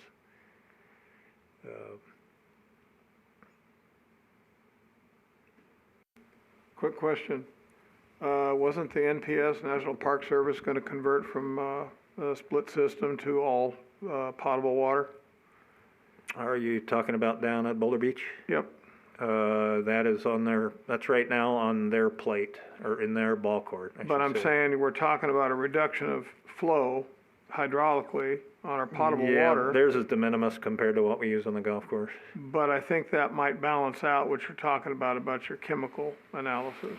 Because Boulder Beach is a pretty popular beach. Yeah, but if you remember how they get their water, so it's just raw now, so it doesn't matter. Once they convert to potable, it's coming right off of SNW, it's coming right off the Boulder City lateral. So it's closer to the treatment plant, so your chlorine residual is going to be higher. So I don't know that that's going to have an overall impact to our water quality because it never makes its way to the reservoir anyway. It's floating off the reservoir, but it never makes its way there. So I don't think a water age that's going to make a big difference. Plus, it's comparatively speaking, it's pretty minor compared to what the golf course uses. And again, I can't sit here and say it's going to be a negative impact to the potable system. I think it's just gonna be something we're gonna have to manage going forward. Well, I'm also looking at the new 127 units of housing over there off of Buchanan. Yeah, and that'll help. And that'll also keep it mixed up, but Yeah. that, we're trading, apples to oranges, we're converting. And all I'm trying to do is save the city's resources for its residents. Yep. Rather than, like you say, putting it out on the lawn. Right. So, So my recommendation that was that the project moves forward Right. and that it's funded by the general fund. yeah, but we, the city, as a utility, are responsible for anything from the street to the meter. Mm-hmm. So what we could do, if there was enough land in the parkway between the channel and the Buchanan, we could stop our meter there and let the golf course municipal fund take the trenching underneath the channel to the meter. And instead of putting it in a straight line off the street at 90 degrees, we could come parallel to the street. Yeah, I don't think there is. I think you're gonna have to go on the other side of the meter. Just, I know on the north side where the meter's located and where the stub out is, you don't have room for a meter in the vault there. And I don't think that changes as you go south along that channel. You probably have you do, potentially have some ability to manage that off of Georgia. So you can look at that, obviously, but. Yeah, at the end of the day, we own the meter in the vault anyway. And you could certainly, I guess, look at a cost sharing. Well, I think though, if the city's willing to do it and it's gonna be done in a reasonable time frame, then I think the city should do it. If the city is putting it off because it costs too much, then maybe we should negotiate. Yeah, and I And haven't that's why I'm heard. thinking if it's advantage to the utility. I haven't heard that. I haven't heard that. I think what's kind of taken, what's kind of risen above that is that whole maintenance contract. So it's kind of lost its momentum or priority, if you will. I don't think that means we should continue pushing it forward and making that recommendation or whatever we want to do with that. It's just, in this moment, at this time, the maintenance contract is kind of the focus of Parks and Recreation and Public Works and the City Council, so. Okay. Well, another thing, maybe if we just get updates on it, and then if nothing else, I would assume it'd probably be something we want to talk during the water conservation at least. Because even though maybe it's not us, it's still a conservation issue. What I could do, actually, is I can do an update to City Council in the next City Manager's report. So that City Council knows we've had this discussion, that they've been updated. Okay. And I believe that's due next week, next Thursday, I think. So. Okay, yeah, if you could do that, would be helpful.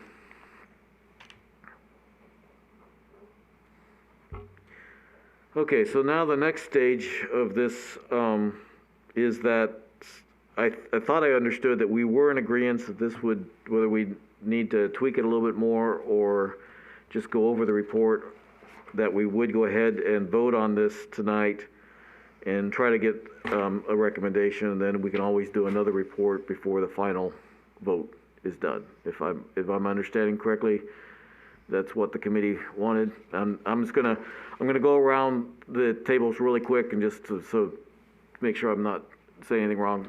Marty? Council, the report that you guys have put together. So we'll just we'll take a little more time today to make sure I'm saying it right and tweak it to make sure we're happy.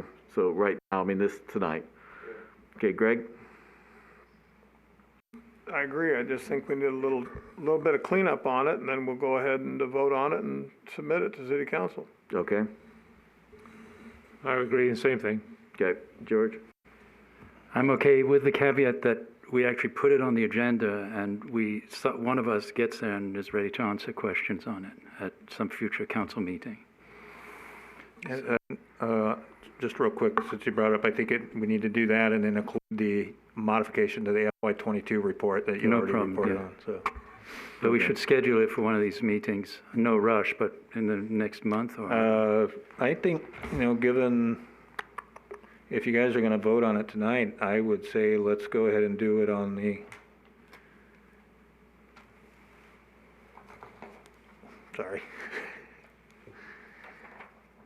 if we could get that on the March 10th city council meeting, I think that fits right in line with their tentative approval for the CIP. Okay, And if but you want, you guys can you can fight over who wants to be there. I'll do it. As the chairman, I'll do it.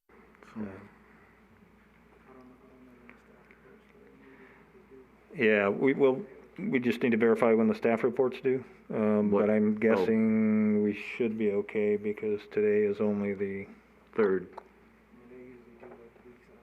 yeah, so we'll just follow back by email. Yeah, I can do it. I won't be here on the second week, so we'll have to put it off till April. Okay. The most, we can't do it on I would 10th. say, no later than April 27th is our cutoff. Yeah, 'cause I just have 1 week that I won't be here, and if it falls that week, I'd prefer to do it this time. Yeah, the official adoption of the CIP is 5/25. I just think, you guys have done a whole lot of work on this, and to be able to put a stamp or whatever you want to put on it is a positive thing. And Larry, if you can't make it, I'll do it. Okay. All right, so we got a backup plan if we need it. Okay, so if the 10th is preferable, if it's the other March, then I just need, we know Right. what date, and Yeah. So Greg will what do we'll it. do is just get back to you via email that if we can't make the 10th, we'll do it on the second meeting. Yeah, and then Josh, just send me a real big email on it, because I don't check that computer every day. I like the 10th. My preference is the 10th. Hopefully we can do that. So hopefully, if we're going to modify our previous report, I think we should at least discuss that. I don't want like a modified report. If that's what you're proposing to do, right? Yeah, and all that would mean would be pushing the substation 3 rebuild. It would just be removed from the FY22. No problem, but I just don't want you guys to edit a report, forward it to them without us seeing what you've done. Yeah, and if you guys are, what we can just do is make that modification, send it out, make sure you guys are all good with it. Okay. okay, so you're just gonna, okay. Yeah, 'Cause we'll otherwise, send we can just, well, I guess it's probably better. Here's the updated 22 since the other one's changed, and you're gonna do it. Okay, that's fine. Change it, send it to us. Okay. Eileen, was there, so, any comments on the report for the SIP? No, I'm good with it. Okay, thank you. Okay, Josh, if I can get you to go back on the screen for us, I'd appreciate it, and we'll just see if we can, see if there's any other tweaks we need.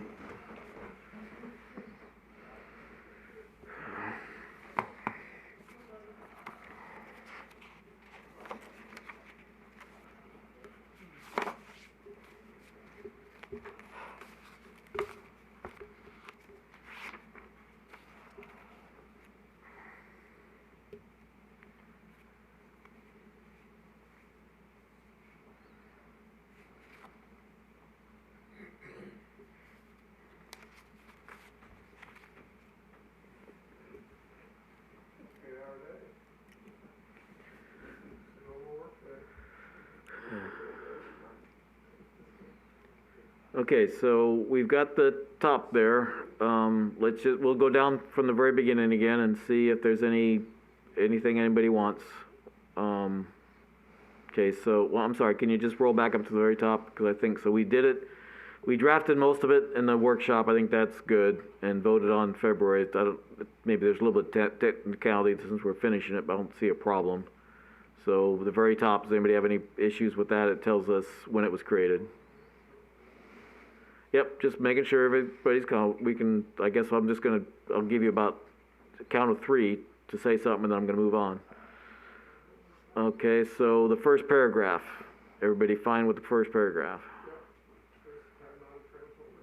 Okay, and the second one, so most of the 5-year electrical improvement, so, oops, a little too far, let's just make sure that, back a little bit, most of the commission, the old substations, okay. And then we're saying to carry this out, and then we added the one aspect. So George, are you happy with that? Is that enough? With the main limiting factor? No, yeah, that's fine. Where's the bit about the project numbers, the 2 numbers that we're using? You said that was in there? Okay, so go right below it. I don't explain it because it's like, but if you go to project number, right above the first highlighted Electric 20, you say project numbers, Minis project / SIP project code. Or is it the other way around? No, it's the Minis is first and the project is second. Okay, that's good. Okay. So, I think we went through the aspects enough. So I guess basically, did you get a chance to get all the minutes numbers in when we were talking, Josh? Okay, great. Actually, I did have. So one comment is, if there's only one number, it's the CIP project code. It might be worth telling them that, or is that obvious? I don't know. I would think once you get to it, it's obvious because it's okay, that's slash, fine. you know, you see what it is. Okay. And if you know, I can explain it in the, I'll do a little summary of what's going on to present it at the meeting to make sure there's no confusion. So if there, Basically, if there's a munis number, it's been funded. That's the simplest way to say it. There's no munis number. This is a 5-year capital improvement plan, and these are the projects we wish to get done in these years. And that's the way it's gonna work, and that way it makes it real simple for everybody. but the thing is too, is we want both numbers there because we're saying there's confusion on numbers, and this shows you why we're talking about it. Right, and this dovetails into what we've been talking about for the last 3 or 4 months, that the numbers are just all over the place. We can't make hide nor hair of anything, so now we're trying to put a document together that we have both of them sitting there on the document with an explanation of what the project is. Yeah, I agree with all that. Okay. Yep. Okay, so was there any other thoughts on electrical? Let's go all the way down to water unless anybody had anything that's needed for that. Okay, stop right there, please.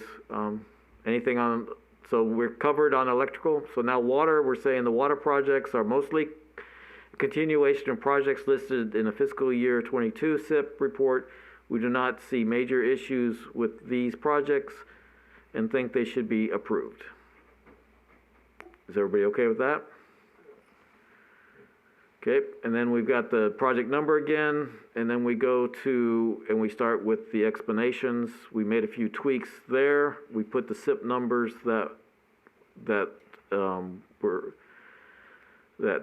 have, and going forward. So is there anything else that's anything specific in the SIP aspect? I mean, in the water.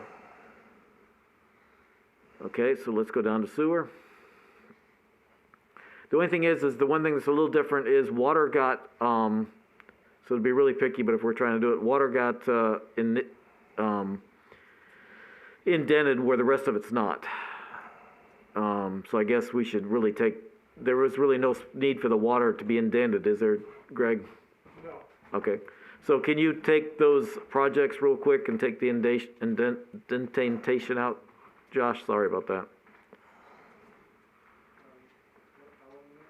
Isn't the water dented differently than the rest? Yeah, like that, yeah.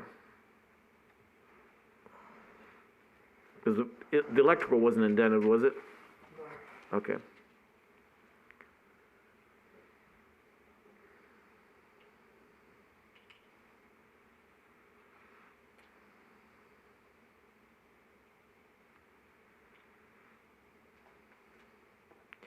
I guess delete. Then if we delete a few of the spaces in the sewer. Do you want the bullets gone on the sewer? Yeah, I think it would be because there again. Yep. Thank you for that to be consistent.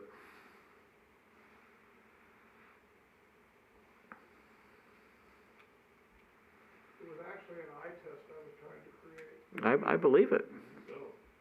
You did a good job. The reason I did it in bold is because it brought the highlights and the name of the project up off the CIP document. No, I like that. I like that. So that way you're not going, well, what is this? Can we? Is that what you're looking at, Josh? Is there a way we could? I don't know. Even if we have to change the Now, there you go. Great. George? Yes, sir. When we get down to the bottom of the document, do we want to keep a consistent numbering statement in that document, or do we want to remove it?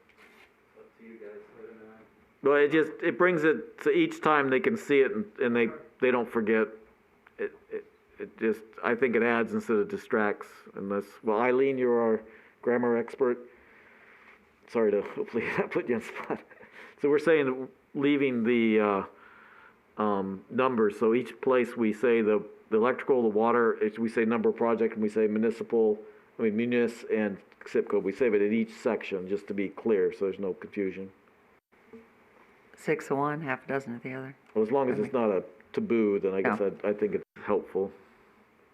Was Greg referring to, we recommend consistent numbering, or?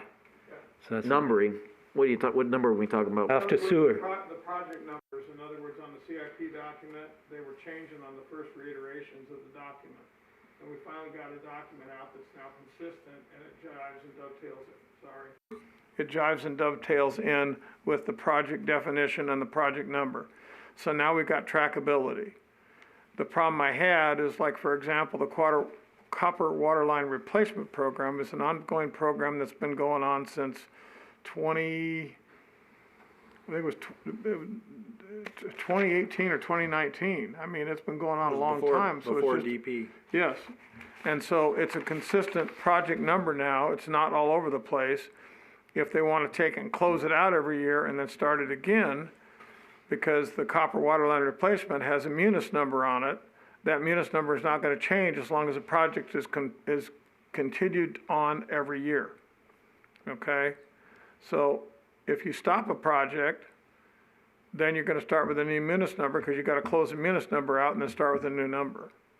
So that's what George and I were trying to get around everybody, because if you cancel a number or you pull a number, you got to make sure you pull it through all the documents, not just the one. No, I understand, but what is the number some number change, am I missing something? Is some We number had number change? changes in previous documents, yes, George and I did, and it was just really a struggle. And then we finally got the one document that was created with all the corrected numbers in it on the CIP numbers, because some projects had been closed out and money moved to this other project and all this stuff going on. So what happened is as long as a munis number is created, we as a committee cannot touch it. Okay, in other words, we can't change it, we can't alter it, we can't change the number or anything. We have to follow that all the way through. But it used to be in the old things, when a number was created for a project in a CIP, that was the year that it was created. And then they went in 2020, they went with a new numbering system.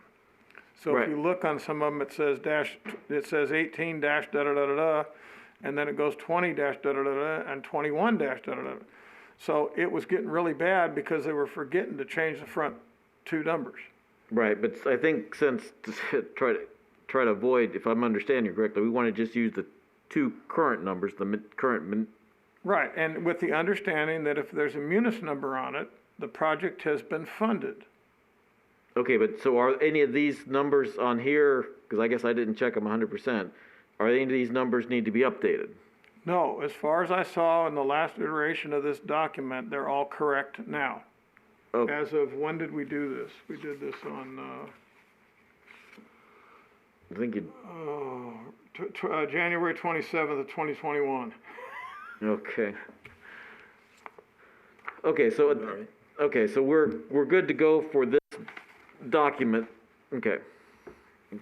So that's what, as long as we have the numbers match the current 5-year plan, I think we're good. And then, so now we ended up with, so we got 3 pages and they're numbered, right, Josh? And we have a date. So I think we're consistent with the other report. Is there anything that we feel we missed?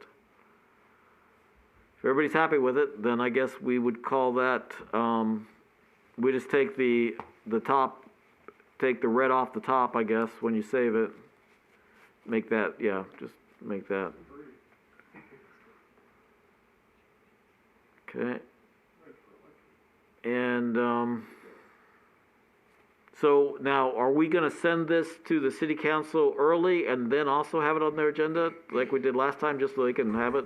That's what I would suggest, yeah. And then and then send the amendment, we'll make the amendment to FY '22, send that back out, and then we'll send them both at the same time right after that. And then we'll put it on and then Mid next week? state in the email that we'll put it on to the, The March 10th that we're looking meeting, at or, on March 10th. or whichever one it is, but yeah. Right, okay, so you know, as long as, I guess, you know, if you can get that by next week. Well, we can get the revised FY '22 out tomorrow. Okay, It's just that one but item, so. This one too, if we vote on it. and Oh, it yeah, passes, yep. then, Yeah, why don't we, let's get the vote done, we'll send both documents to the committee tomorrow afternoon, and then mid next week to council. now, do I need to, I guess I need to do a motion to vote on this, because that's how, make sure I'm understanding? Okay. So I'll make a motion that we accept the 5-year SIP report as was created and edited today. Can I I'll get- second. So all in favor of accepting the report, say aye. Aye. Any nays? So we just put, I guess it's nice, so all unanimously passed. Yep, and I would just say thanks to Greg and George for their effort they put forth regarding both the FY '22 and and the 5-year CIP as well. Greg was the 5-year. I don't want to take credit for his work. I was gonna give you some anyway. So. Well, thank you, Greg. I mean, George, I was trying to find a better spot on the agenda, so I do want to thank you for presenting it to the council. I mean, presenting the other one to My pleasure, yeah. the council, so I I did my best to not crowbar in my opinions. And appreciate I had a that. question for Dennis, because what's the mechanism for getting on the council agenda? Because there was a glitch last time where Mr. May said we were going to be on for January. Well, originally you were going to present it to them at a workshop, and it didn't The get... glitch last time was us, Okay, Okay. So, yeah, it wasn't anybody, it wasn't Michael Mays, it wasn't the mayor, the glitch was us. okay, so That's all. So this no, time- no, what we have to do is just get the, to the city clerk's, office before the March 10th or the following meeting deadline. So it's the March title. 9th would be a Tuesday, right? But Larry's not around on March 9th. I'm fine with him. I'm here the first Well, week. the It's March 10th is a special meeting, so it's not a Tuesday. So it's going to be March 9th, right? If it was the council meeting, oh, it's a good question. I guess we could do it at the budget special meeting, but I think the council meeting would be better. So yeah, that'd be the 9th. the ninth. Yeah, Okay, so we good- agreed. Good catch. I'm a bit paranoid. So that's what's going to happen, right? Yeah, so Okay. the plan is the 10th unless we come back and tell you otherwise. The plan is the 9th unless you tell I'm us. sorry, yeah, the plan is the 9th unless Okay. we tell you, then it'll be the following meeting. All right, thank you. Yeah, but to answer your question prior to that, that was just a us issue, not meeting the agenda deadline for that first meeting in Oh, yeah, I got a January. bit heated because the mayor had assured me that he'd spoken to Mays, and then Mr. Mays didn't answer. But at least now we're clear, okay? And that so was a move- pure, we didn't even know the conversation had happened, so. that No, was- no and problem. There's a, there's a I lot of, apologize for getting heated, but No, you're that's getting fine. used to that by now, so. so. The important thing is it got done, so. Yeah, yeah. When are we making the presentation? We're making the presentation on March 9th. Yep. March 9th, if that's doable with regards to the agenda deadline. If not, it'll be the second meeting. And you gonna be able to be here or not? What time, when's the second meeting? What date is the second meeting? 9 and plus 14 is 23rd, something like that. No, I won't be here on the 23rd. March. So if it's on the Yeah, 23rd, it'd be the Greg 23rd. will do it. Okay. So you got that down, Greg? So it'll be the 23rd, it's your obligation. Yeah, so you're on March 9th, I'll be on the 23rd. Right. But we're pushing for the 9th.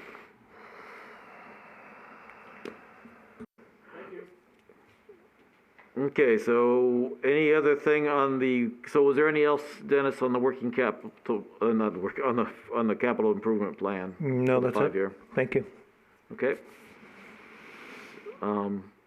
So then I guess we will get back to the utility rate study. Let me just make a few comments in the beginning. So what I'd like to do is I guess we need to figure out I wonder if we should even look at do we have a thing to put even the recommendations? Oh, great, we do have it up. Thank you.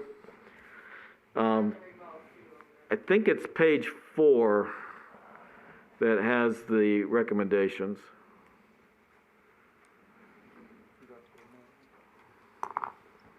I guess I don't know how to operate it. keep going. Okay, sorry. Oh, she's Down. gone. I'll let her do it. They're right there, right, oop, one back, okay, so then if we can, yep, great, well.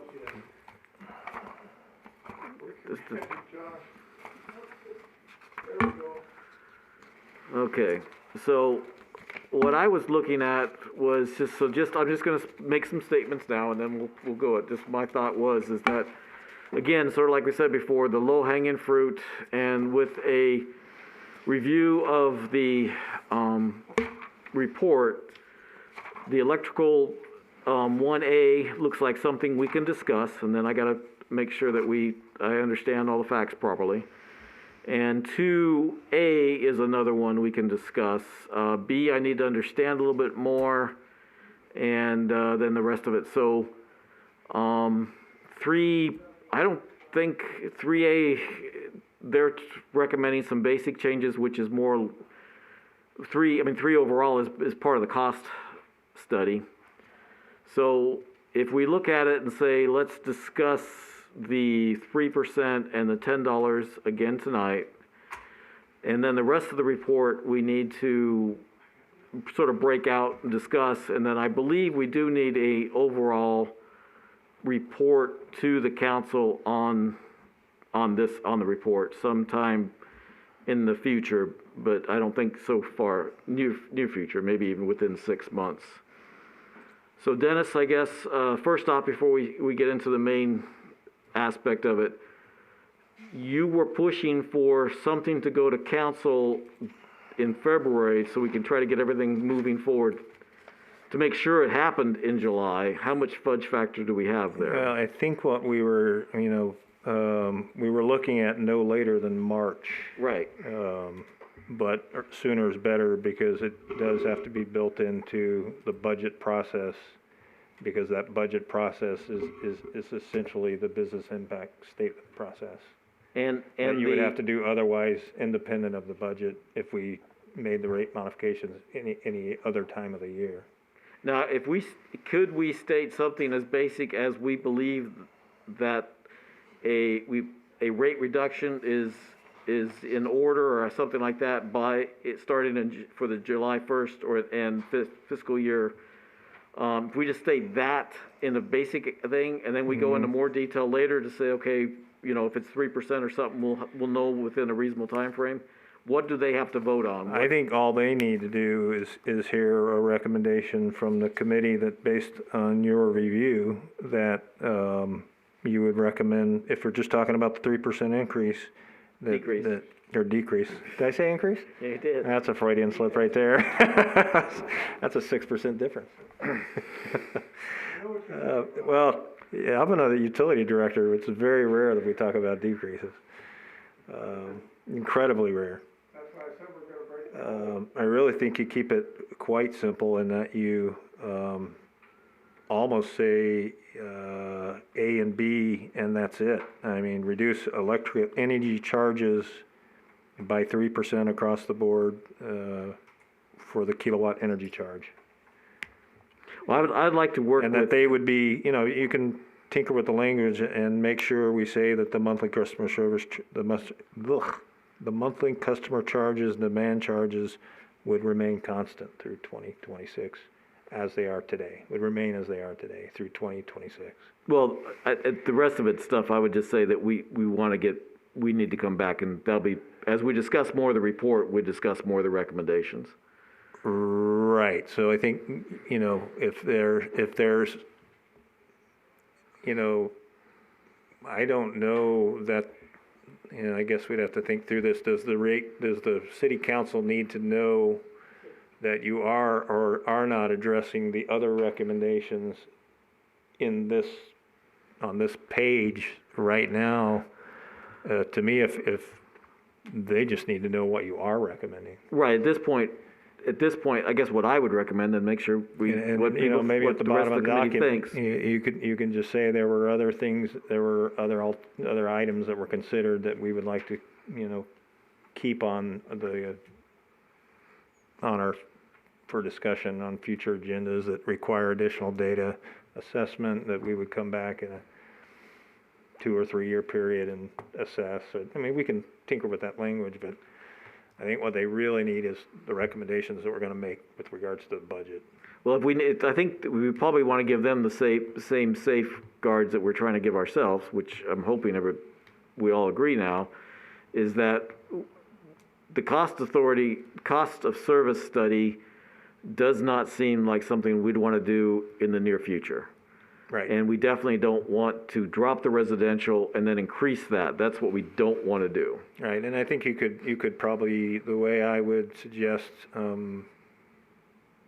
stating that, if it's gonna be a part of a recommendation is, we've reviewed the cost of service study at this time, given the current environment and the current conditions, we think additional data is warranted to further, assess the cost of service, and that, I mean, you review that data over you guys pick the number, a 3-year period, reassess the cost of service, and, make a recommendation at that point in time, something to that.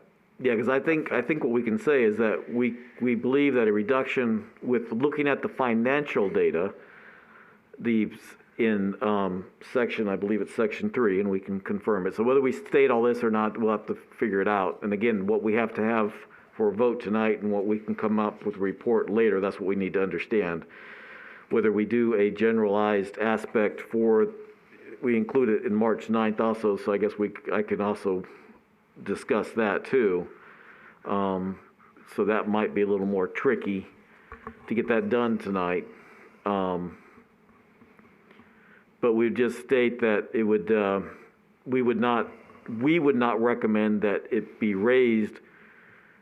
If we reduce it, that then not be raised, the rates can be looked at again, but not raised, within the same aspects or recommendations that the report did. Whether we put a year factor into it, I'm not sure we do that or not.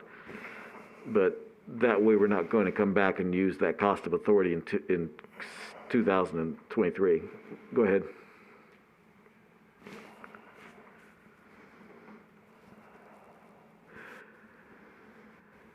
I don't remember when it was, but didn't we already have a report that had everything bullet and itemized as to what we voted for yes or no, up or down? Yeah, I did, and It was like 20 different line items. Well, the problem is what we voted on, that we agreed with, was the central services. So we got that across, and that was dropped out of the thing.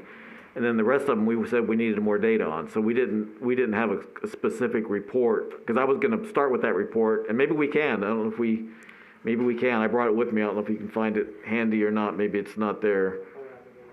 Well, Okay. the reason I'm asking, because it's getting late, we're all tired, and I know we got to get something out, but I'm saying we already did one report where we voted up or down as to what we were going to do on the individual line items. And I think if we just make it simple, like we're talking about at this point in time, the committee recommends a 3% reduction on electric rates, not service, and a $10 service reduction fee on water, and then we have to specify what we recommend for up to the meter sizes.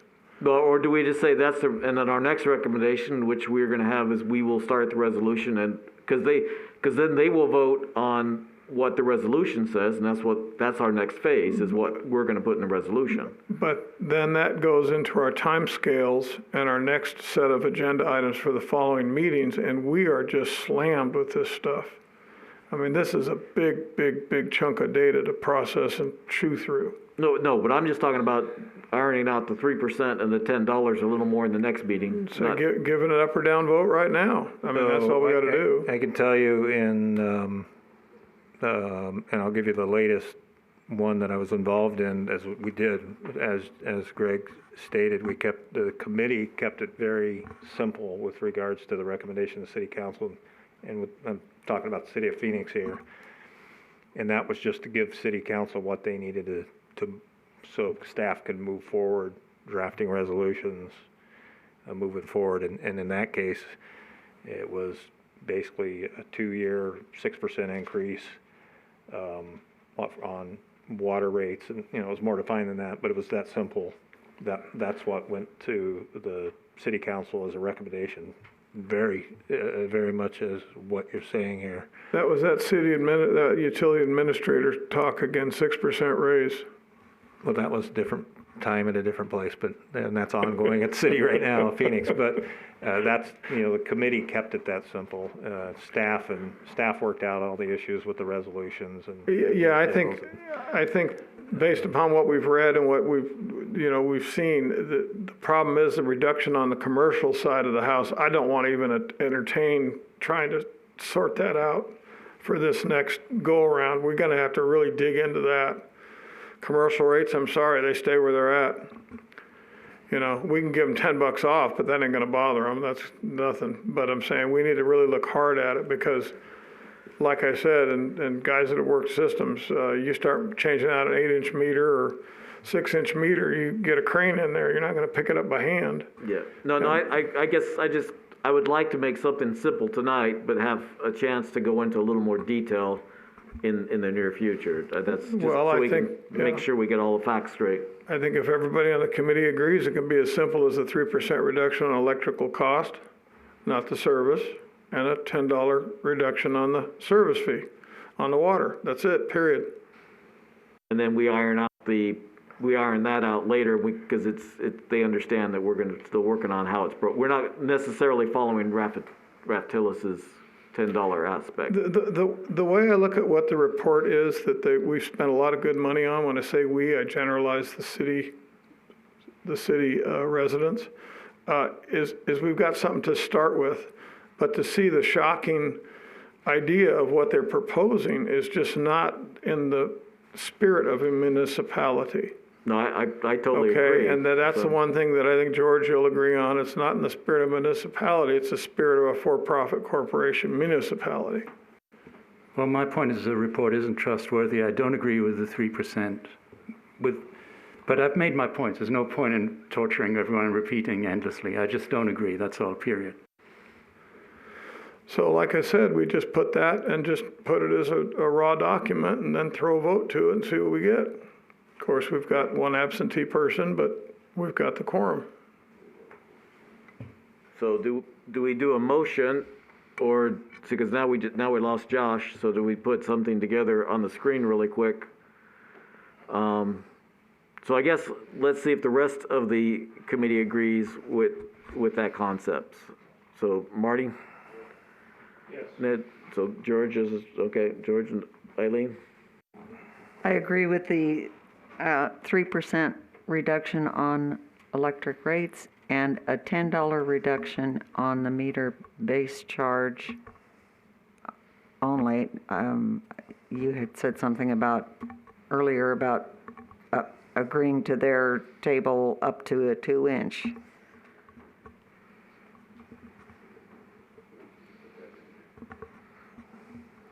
Yeah, that's just a rough idea, because when I saw the rate of reduction percentage-wise, it didn't factor out. And what they did, which I found out later on, is they took a multiplier. So, for example, a 1-inch water line is much smaller in volume and capacity of delivery than a 2-inch water line, even though it's double in size. So they took that multiplier, which, Dennis, what was that name they called that? So that capacity charge it's an American Waterworks industry standard Right. on how you calculate that. So you start with the residential Residential rate, size. and then you prorate based on meter size, based on capacity. And that's so typically how you calculate the larger meter size service charges. That's an industry standard, yeah. so that's what they did. And what happened is they also reversed it and said this is the decrease in revenue we're going to get on our larger meter sizes. And it was a shocking amount of money per month. And I don't feel it should ratio out that way. So that's why I'm asking for some time to study it. 5/8, 1 inch and a half, and 2-inch, I think is what we have. That is not a problem to go in there and give it a $10 a month reduction on the service charge. But then when you go to the American standard that he's talking about and you look at the multiplier, there was one service in there, and I can't remember what it was because I don't have it with me, but it was like 15 or 18 time multiplier to reduce their water service charge. And I'll tell you what, if you have a blowout on an 8-inch water line that you got to send a crew out to fix, you're going to have a big problem on your hands because you don't have enough money to cover that service call that you're going to have to go take care of that customer with. So that's why I said up to 2-inch right now, and then we will, Scout's honor, make a further recommendation study on the larger meters. There will be a reduction, but not to the ratio that Reftelis is talking about. Okay, I disagree with going with Reftelis's recommendations up to a 2-inch meter. What I would agree to is $10, period. Either just on the residential 3/4 or 5/8 or $10 across the board, but that's what I would agree to. Yeah, what I'm proposing is $10 across the board up to 2-inch. Okay, and that serves your multifamily units, which is your apartments and condos, because they're usually master metered, and that where we draw the line. That's it. Yeah, but they don't, that's not what Reftelis, so it's just, we would have to agree, so whether it's $10 all the way down to 2, because I think even the two meter, well, here it is, right, right here. The $2 meter is $185, and I think they suggested it go down quite a bit more than it's. It would go down to 88.21. Yeah, so instead of $10, they wanted it to that, so. And again, that's because they based it on the capacity, and that is an industry standard. So whether we can negotiate on that, because I think some of these are too drastic too. So the question is, do we just say $10, or do we try to negotiate a little bit to say we're going to continue to look at this, but right now, because is $10 enough when there is this big of thing, or do we just do it? We can always put a supplement to the resolution, but we got to start somewhere. No, that's what I'm trying to get at tonight too. I totally agree. So Yeah, we I'm can just always trying put to a supplement to the resolution. We've studied it further, and we recommend that this occur on this size meter through this size meter. So we would want to start with this aspect where we just take $10 off. If you want to take, you might as well take $10 off everything. Yeah, that would be something to give them, but just with the understanding that we're going to do a study on the larger size meters within whatever the date you want to take and push on it, you know. So you're gonna say, yeah, so we're gonna wanna go down, just to be fair, we'd say take $10 off. Service charge, All the yeah. way, service charges, all the service charge, just Yeah. $10, period. Yeah, that would, I mean, I would like that. I, you know, it's something that we're consistent on, but Dennis will beleaguer the fact that most of your large bore services have a little side meter on it that's actually measuring the water.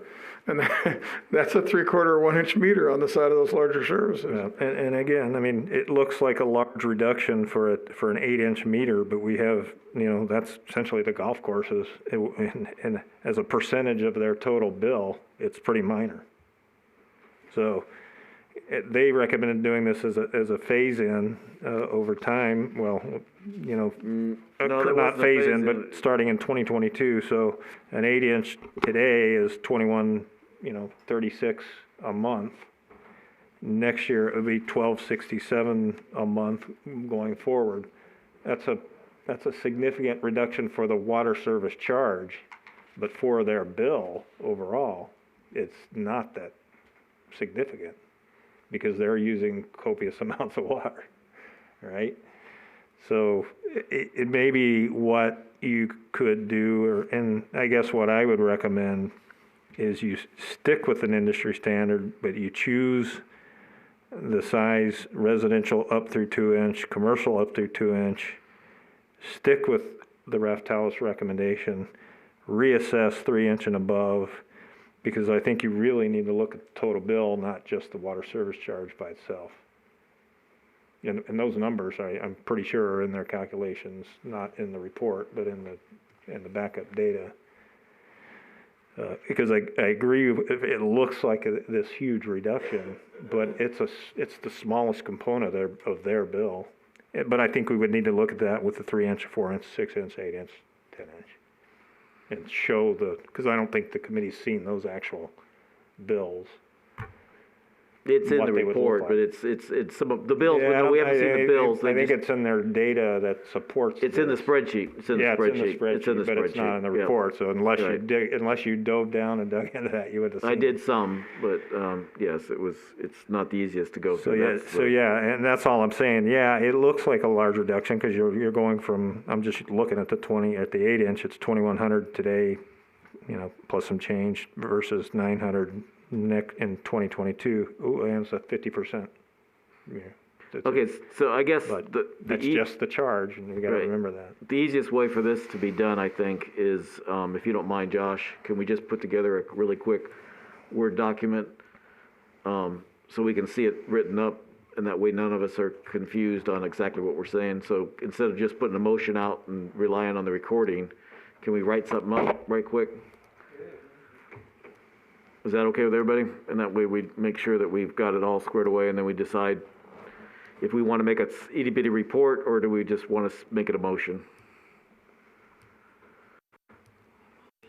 While he's doing that, I went through and pulled up the base rate water charges for Boulder City, Mesquite, Henderson, North Las Vegas, and St. George, Utah, which are the cities that the rate study compared us to.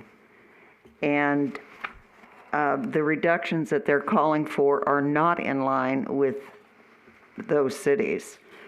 So for instance, St. George, Utah currently charges $148.15 for a 2-inch meter.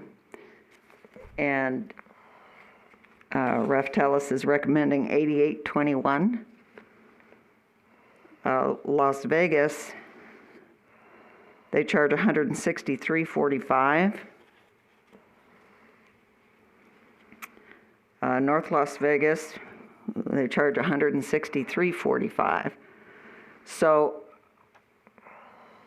I disagree with your statement there. Oh, let me see, Mesquite, $205.20. So their recommendations for reductions on those water-based charges are significantly lower than our local comparable cities. Remember this 3756 includes the S&WA infrastructure charge, so the $10 comes off the total, which isn't represented in there, Which isn't represented where? in those cities. Well, they're represented in the Vegas, anything but in the Clark County area. North But- Las Vegas, Henderson? But they show it as, what I'm saying is, I don't know that we know for a fact that the infrastructure charge is included in what that shows. I'd have to look at that, I don't know. But But those are it's- higher numbers, right? So these aren't lower numbers, these are higher numbers that the other cities have compared to what Raftellus Yeah, I'm just says. saying, that's Yes. the other factor I think we need to look at, but. So it seems like, because I think that's the whole, but that's the one thing I totally agree with the whole report, is the whole report is everything's taken out in the extreme in a shorter time frame. And so even, I do agree with those large meters, and I think, so we're saying the same thing from 3 inches on, so now we just gotta figure out to make you more comfortable of whether we can say 1 inch below or not, so, or, I guess, because I saw heads nodding too, that we just take $10 off. So the question is whether we just say $10 and then say that we're reevaluating what's a reasonable, if we do take more than $10 off some of the larger, but how do we say that? That's, Well, Dennis brought up a really good point just now. The largest meter we got is the Muni Golf Course, okay?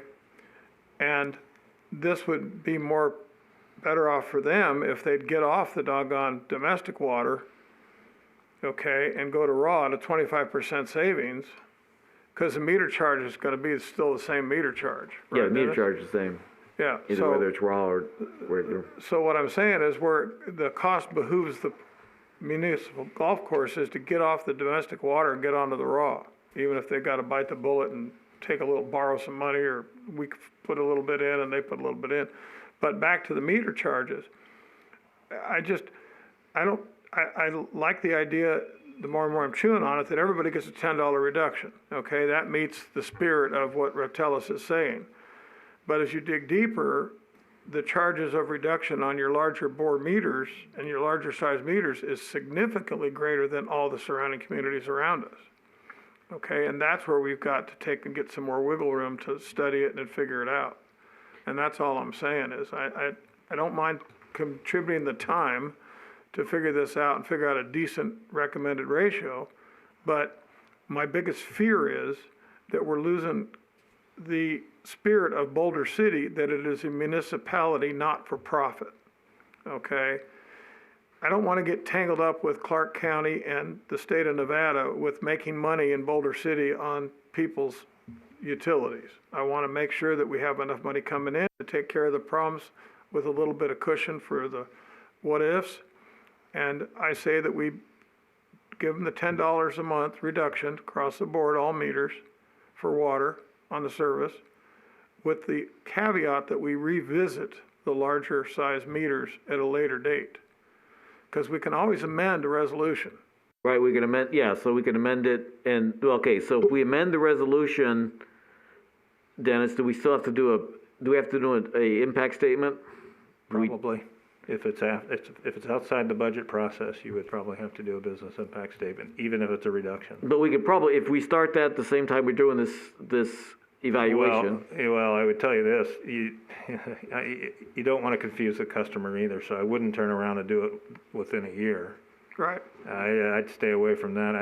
My recommendation would be whatever you do today, you stick with at least over a 2-year period. But I guess I'm not sure, because if we're trying to be fair and we find that we can be, and we take more, we want more than $10, 2 years is a little long. I agree, but that is why Raftalis has done what they did. So that's why industry standard is you start with your smallest size meter, you base it on your meter size and capacity, and that's where that ratio comes into effect. That's how they calculated these numbers based on meter size. So that's typical industry, how they do it. So if we're going to do something different, that's defendable, it's justifiable, it's been through court, it's been through all those iterations of becoming an industry standard on how you calculate water service charges. That's what Raftalis has done here. If we're going to do something different than that, I guess the question is, will you get pushback from a commercial user who is not, I don't know if he will or won't.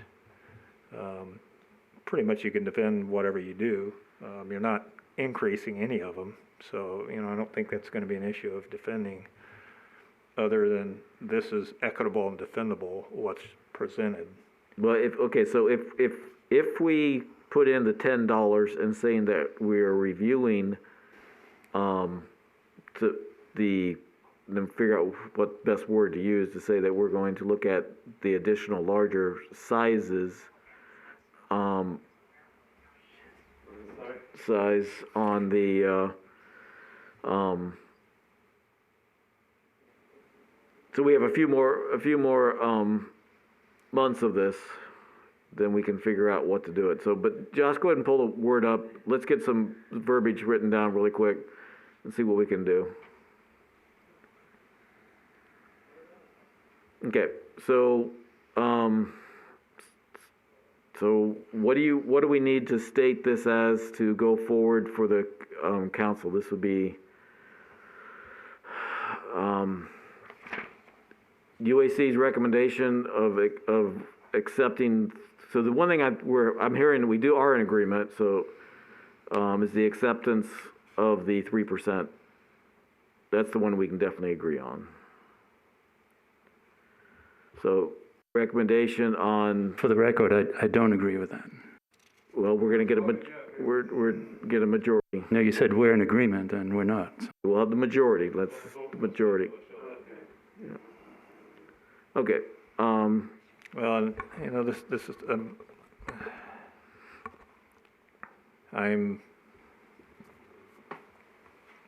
wondering, and I can the committee, and maybe we're guilty of already doing this, but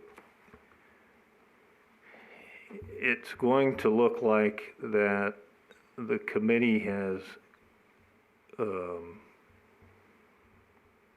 all agreed to a motion before a vote's taken. And it almost seems like to me that a committee member needs to make a motion, and then there needs to be discussion on the motion. And then a vote made on, and any modifications made on the motion, and then there needs to be a vote on the motion. But I think where we're getting a little bit of whack is, out of whack with potentially open meeting law, is coming to consensus on a motion before it's voted on. And I'm not the expert by any means, so, but I feel like what needs to happen is somebody needs to make a motion, the discussion on the motion needs to occur, there can be modifications to a motion, and then a vote can be taken. That's what I feel like, but I'm not the expert.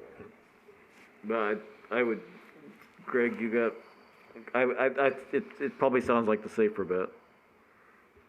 Yeah, I'd like to make a motion that we have a discussion on the review of the utilities rate study and have a discussion about it. No, but when I say need to make a motion, I think you need to make a motion on what the recommendation is, and then the discussion. Okay. And then if there's a modification to that language, that can be made, and then a vote can be taken. Okay, so I would like to make a motion to discuss the 3%, no? To implement. Discuss the, I think I think you wouldn't want to, I don't want to tell you what the recommendation is, but your recommendation is city council, right? So I think the recommendation was recommended to city council that, that a 3% decrease in the energy charge would go into effect July 1st or something like that. I'd like to take and make a motion for the 3% reduction on the electric utilities cost, energy. And then make another, in the same motion, talk about the reduction of the $10 reduction on this water service charge. Is that right? No. And talk about it. I would say do those independently. Do the motion on the energy charge, make another motion separately on the water charge, just so it's clear. So we'll scrub this and say we're making a motion Yep. right now on the energy charge. And then at 3% reduction, stop. I'll second. And then you can certainly have discussion. Right, because now my understanding is you're correct. So before we vote on the motion, then everybody has an opportunity to say something on it. And then we can vote on the motion. So it just depends on how we get it squared away. So right now, the motion that's on the table is that we recommend to city council that the energy charge is reduced by 3%. No, it's, On all customers. Across the All board. customers. it's the electric energy rates per kilowatt hour charge. Even though I'm opposed to it, I know what it is we're discussing. Yep, I think. It's getting late. Do we have a vote? Well, I guess right now, if I understand the proper way, just to make sure we don't get into any problems, is does anybody have anything to add or anything major concerns with that? We'll state them as briefly as possible. I think we're making a decision without the required data to back it up. And that's as short as I can put it. Well, to help clarify that, let's see, I think as chairman, I might have to do the last comment. So, did anybody else have a comment? No, on what grounds do you get the last comment exactly? Huh? On what grounds do you get the last comment? Well, it's not the last comment, but instead of me saying it, I let everybody else have their comment before I say it. Okay. So it's not the last comment, but I misstated. Thanks for doing it. Just make sure that everybody else has a chance to state anything to make sure that I don't sway it. So is there any other comment on that motion?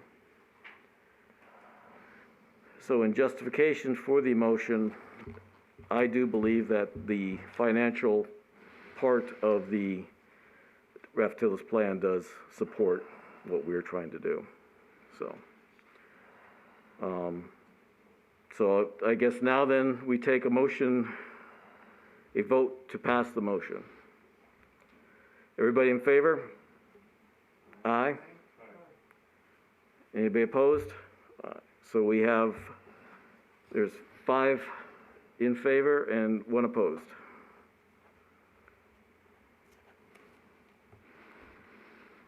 Do we have to have the names down for the minutes? Does anybody know?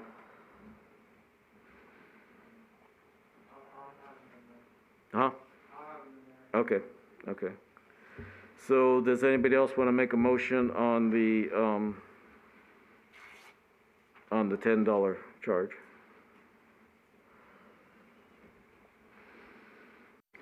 I move we recommend to City Council an across-the-board $10 reduction on all meter sizes, meter base rate, On the water service charge? water service charge, yes, thank you. I second that motion. Okay, so just to clarify, to make sure I understand the motion right, so we are saying that we are making a recommendation to council to do a $10 charge across the board for all water service charges. Reduction, $7 reduction in the $10 service charge. Is there any comments on that? I have a comment. I think it's a gigantic error of judgment. We're in one of the worst droughts, if not the worst drought, from the 1,200-year record inferred from tree rings. The river flows are projected to come in at 40%. I think we can play around with $10, but that's not really the issue with the water. It'll come back to haunt us when someone realizes we use 500 gallons per person per day, which is almost 10 times what the average is in the United States. So I think, again, we're making a mistake there, but it's a democracy, and I respect the will of the committee. Any other comments? Okay, so vote on the motion. All in favor, say aye. Aye. All opposed? You gonna just, please say nay. You want my name? Yeah, just nay, just. Nay. Thank you. So we have, again, we have five in favor and 1 opposed. Okay, so was there anything else on that subject then? So do we have enough information to go to the public, because that's the whole problem now. So what do we do? What's the next step to get it to the council? What do we do now? It seems like we're a little limited on information there. At some point, I think we need to, I don't know if we need to make a motion or we want to add to our report to council that we want to review the base rate charges for water. And we want to get more data, and then we'll make a further recommendation to them. Well, I think that's the one, well, because that's one thing that was part of the cost of service charge. So I'm not trying to disagree with you, but it's not one of the recommendations that's part of the, because that was part of the cost of service with all the recommendations for the water, that was sort of realigning the water costs. No, I'm talking about the base charges on the larger meters. Oh, okay, I'm sorry. So, do you have I don't know if I need to make a motion to put it in the report, or? Well, it'd be a motion, if we want to present it to council, then we would need to do some type of motion that we are going to review. I guess theoretically it's a 2-part. You would review the large, if there'd be further reduction in the water service charge for all larger meters, larger meter sizes.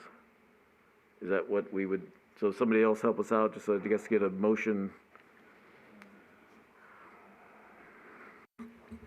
I move that we we have to define the larger meter sizes.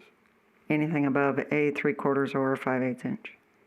No, we have to go bigger than that.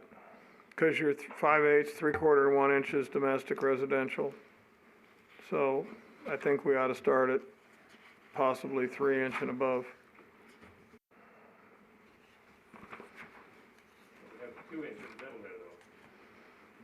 So can we start at 2 inch? Are we comfortable with just starting at 2 inch? Yeah, I'd be comfortable with that. Okay. But remember, it's all classes of meters.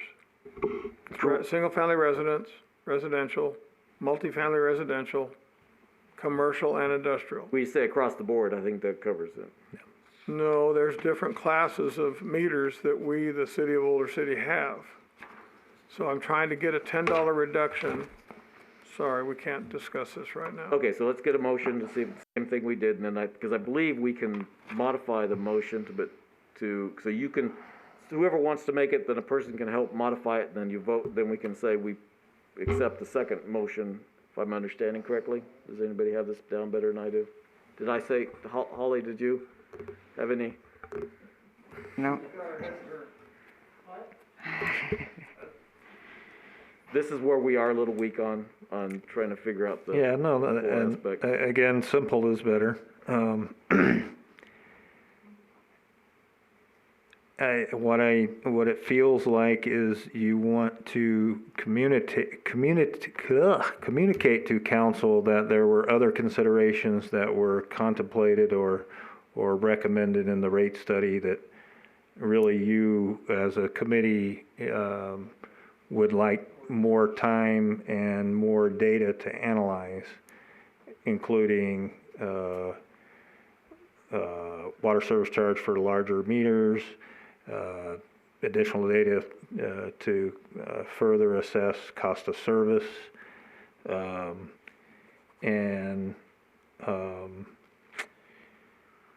the potential phase-in of an inclining block rate on the wastewater utility to a uniform rate, which we haven't even really discussed. That one's easier because it really isn't it's a revenue neutral kind of recommendation. It's just more of an industry standard to have a uniform rate, not an inclining rate as we have. But it, because what I'm hearing is you've honed in on those two recommendations. You want a further consideration on the other recommendations that the consultant has made. So I'm trying to figure out, to me, you kind of got a one-page document to City Council, one of which is these two motions with recommendations, and the other which is just some commentary in a report kind of form underneath that that is just a statement with regards. So what I'm kind of wondering here is if you're coming to conclusion on those specific recommendations, I think we can probably draft a document, and maybe it would require a quick special meeting between now and March to review that document and send it to City Council. Does that make any sense? Because that's what I'm hearing, just listening to the group, is yes, we are definitely considering some of these recommendations. We've made a motion on two of them, but the others we believe warrant further analysis, more data, more time to consider, and the committee would come back to the City Council at a future time with potentially more recommendations, beyond FY22. That sounds good to me. Does that? Okay, so you want that though? So I think you could be done with the recommendations you made. You can direct staff to put this into this document, or we draft up what I said. And I don't know if I could say it as eloquently as I did, or less eloquently, probably less. A second time, but It's on tape. We can find it. yeah, exactly. And so I don't know if that's something that makes sense, and we could just schedule a quick meeting for that one item. Yeah, so as soon as you know when that has to be turned in to the city, because it's one. I thought it was one thing to get it on the agenda. It's another thing to have the final product to them. Well, the recommendation final product is just a staff report with that. That document I just stated, that one page with your motions and recommendation. Your recommendations, which would be those motions, and the characterization of what you want to consider in the future would be attached to our staff report. Okay, It's 'cause pretty I'm simple. assuming that we're not gonna get anything before next week. And, You would have it, I think we could have that by mid-next week, easy enough. what I'm saying is a meeting. Oh, the meeting next week, no, So to we make would. sure we can get the report in No, by as the far March- as by the your, March 9th. yeah, as far as timing and having the meeting, it would be similar to our mid-month workshop kind of timeline, which for this month would be the quickest we could do that. You could do that the third week of February. Okay, why don't we, so we've got the motions, and if we can somehow get the motions, just whatever we need to do to get the motions into a report, I'd include the motions into a report in March 9th. Yep. So now if this report would be good for the March 9th too, what logistically do we need to do to get what you've Yeah. stated? So, As long as you guys, as long as we had this special meeting and you guys agreed to that attachment that would go to the city council staff report, that would be it. It's kind of that straightforward, so we would just draft up the document for you guys to look at and review. In fact, we could get it out before the special meeting, right? We can get that out early next week. We could schedule the meeting for February, say 17th, as long as there's no other meetings that date, for just that specific item. And we would turn around and get that on the March 10th, which tells me it would probably be due to, staff report is probably due on the 18th. so whatever it takes, because we also have to get you just have to get a quick agenda and the draft out announced to the public. Yep. And so the first thing is, please, yes, I would like, and if I'm understanding the committee or majority of the committee agrees with that, so please write up what you had said, and then we can work with that. That's a great place to start. If we need to tweak it, we can tweak it. If not, then we just vote. Yeah, so what I would do is, as staff, is just we would put the motions up front in that document. Okay. And the recommendations and the motions that were made, and then a short paragraph that just said, these are some additional recommendations that were made as part of the rate study. The committee has reviewed those. They believe they require additional data, and I will lay them out directly with regards to cost of service, the meter charge, the cost of service, and the the conversion from an inclining block charge on wastewater to uniform rate. Well, that's where Greg had said it before, where somebody had mentioned that we have the old report. So actually, Josh, we might be able to start. Yeah, I can pull that up and we can go from there. And go from that, because we did have a starting. That's it, which basically was these. Yes. Yeah, yeah, we'll do that. And then I think that's probably, that would be, I think, a one-page document. It'd be easily understandable by us and city council and the public. Can you send that out to us ahead of time so we can review it before we come to the meeting? Yeah, we would send it out early next week, because I don't think this is that difficult. okay, and then you'll let us know. I guess probably the best is everybody's schedule reasonable for the next couple of weeks. So I'd say get the meeting as soon as possible. Yeah, I'm thinking the 17th. Because you could even do it next week if it's feasible. Next week would be, I don't think we could meet meet the open meeting law that quick, so I'd say Okay. the earliest is the 17th. Okay, I'm just seeing if, trying to get help it move along is all. Okay, so anything else on that then? At 6 o'clock? But do we care what time? I mean, we could do it. Are we okay to do it at at 1 o'clock or 1 o'clock 3 again? o'clock? Yeah, I don't see this as being more than 30 minutes. Public comment. I'd say, I'd probably say half an hour, but.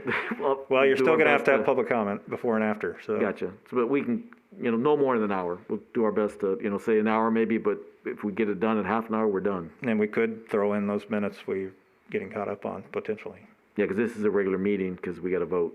Yeah, it would just be, I guess you could call it a special meeting, I don't know if that's what we'd call it, but we can work that out to the clerk's office. Okay. Yes, let's just email us and let us know what you've got, what you need and what you need from us.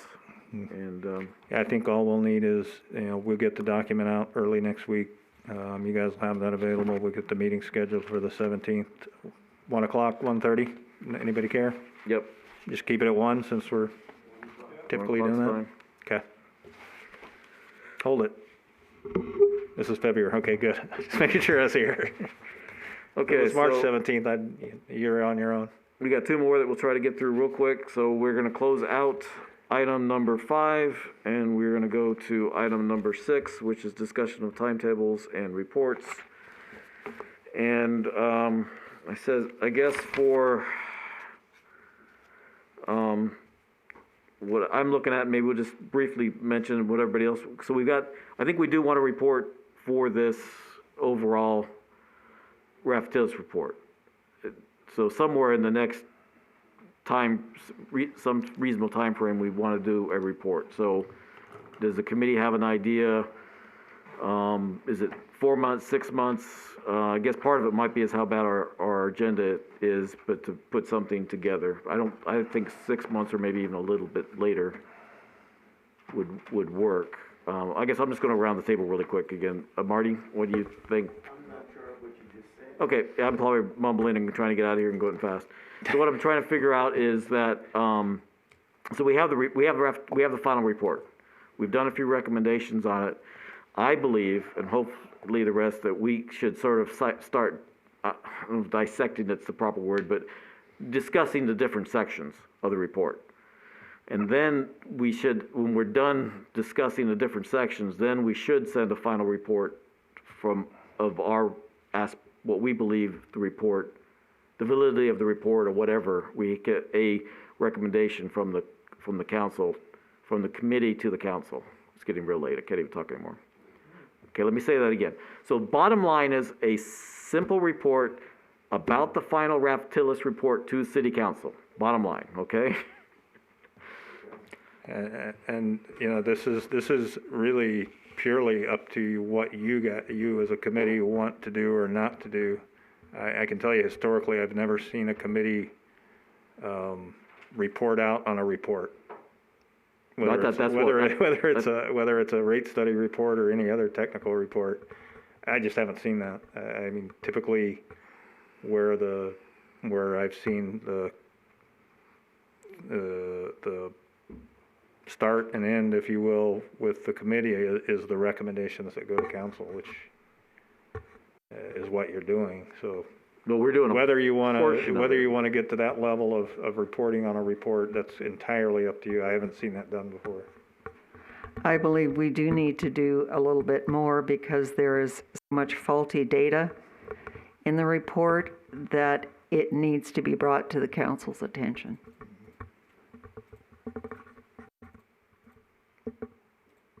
I guess that's what I was trying to get at, was just that if we have, so right now, Greg, you've mentioned, so that's what the next item would be, the future agendas, once we figure out where we have a little bit of time to discuss this in detail, and then we can put a report up, but I don't see it happening for 6 months or better. So let me see if I get this right. On February 17th, we're going to come back together and meet as a formal meeting group, and we're going to vote on the recommendations of the 2 items we discussed. And that's it, nothing else. Well, no, because they're gonna write up a brief aspect of what we would like to review later, other than the 2 items we voted on. Okay, is that what we all understand? It'd be somewhat a summary of the other recommendations, and Correct. there's no motions made with regard to these. They consider and warrant more discussion, more data, more analysis, more time. But we were trying to get a little bit more information, I think, try to give us some emphasis on the $10 related to the larger meters. We're trying to get a little bit. Yeah, when we send that out, you guys can redline to your content. And the other thing is, we have to understand that on the 17th, what we're going to be proposing is one single item on the agenda. Is that correct? So the agenda, we'll only have one item for that meeting, is that what you're saying? So Yes. we're gonna basically have we're gonna do for possible action, report on the rate study. Is that what you're saying? Well, that's what I'm trying to get to understand, because, you know, Really, I think it would be the staff report would say this is the utility advisory committee's recommendations. recommendations to city Okay, council. so that's why I'm trying to make sure everybody understands this vote on the 17th is gonna be kind of important. See, Okay, and I wouldn't agree that we've discussed the report enough to say that's our recommendation on the report. Well, those two items are. Those two items, yes. And then the other paragraph will have the discussion on the other. right, and the two items we're talking about have to be numerically and alphabetically correct on what we've talked about on the report, like item whatever it was, 2.A or something like that. So Right. that has to also be written in there. Okay, yeah, the 1 point, they're both, I think, one's 1A and one's 2A, but yeah, they'll look at it, we'll look at it, and we'll and so, modify it accordingly. Right, and that's all I'm trying to make certain of, we all understand, because we're all tired right now. I know I am, I'm starting to really go up zonkers. And the other thing is, we have to understand that we're not talking about the water commodity charge, we're talking about the service charge that we're gonna reduce by $10 on the water. correct. Okay, the commodity charge, as far as I'm concerned, we're getting water dirt cheap, let's jack it up. I agree with George. But that's a thing for another day. No, I agree with you, for another day. Okay, so maybe the best thing to do is there anything that needs our attention from either a report or something that we have to do next, so let's just say next March, I mean, it's the next meeting, March meeting. You know, I just looked at my calendar to schedule that, and I realize I'm gonna have a conflict on the 17th, so I won't be here for that meeting. Is it, okay, this, That should be Still got 5. 17th of February. 17th. Yes. February. I might be away too, since you mentioned it, but maybe, I'm happy to leave my proxy if it's just a vote on a motion. I don't know if we can do that in this environment. We do that at UNLV. I'm not- It's a quick enough, you can call in. Oh, I could call in, yeah, I could do that. If that's, I don't know, Ned, if Would you be able that's, to call in, Ned? February, I'm gonna have a conflict. I think I'll be in an area, I'm supposed to be in Valley of Fire on that day, and it may not have cell around there. Is there another day? It doesn't have to be a Wednesday, can we do it no, on I another day? just, no, it could be the next day, it could be Thursday at 1 o'clock for all I know. Can we do on, yeah, that's just, I'd prefer to have as many as, are you available, George, on Thursday? I'm not sure, I'll probably, for a call-in, yes. Okay. Or Wednesday, yeah. Okay. Tuesday or Thursday, whichever works out. Holly, do you have anything that you can?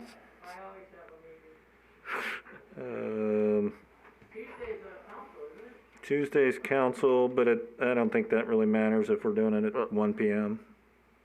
Right now, that works better for me than Thursday. Unless we change the time. 1 o'clock on Tuesday work? Yep, Okay, 16th? yep. Yep, that works. okay, let's, Oh, it's the 9th and 23rd, yeah. Yeah, and it doesn't matter, they're, 1 o'clock, who cares? Yep. 1 o'clock. 1 o'clock okay. on the 16th, good. Okay.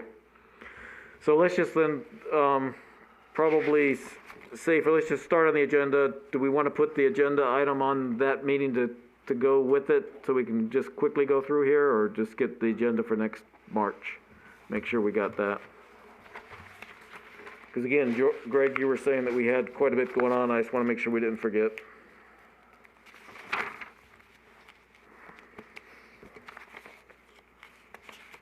Well, I'm just looking at when we start tackling, if we're gonna do a workshop and a formal meeting, we start tackling 4 or 5 items per get-together. I just think it's a little too much. So, right now, we've got, talking about the resolutions. Okay, is there any data or input? Dennis, is there any data or input we're gonna get back on the resolutions as to how it's gonna be written up? By the 3rd. I'm only reticent because until the city actually makes a decision on what they wanna do,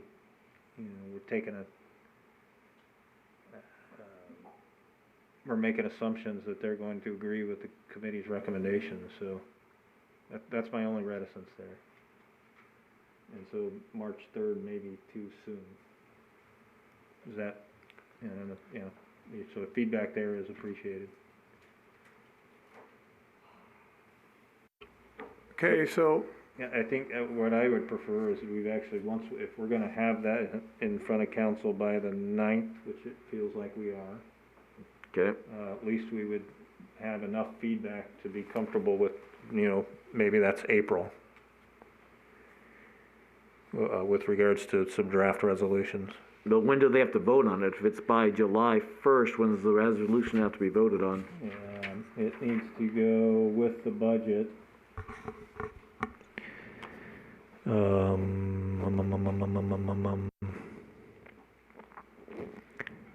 So I'm just looking at the time frames.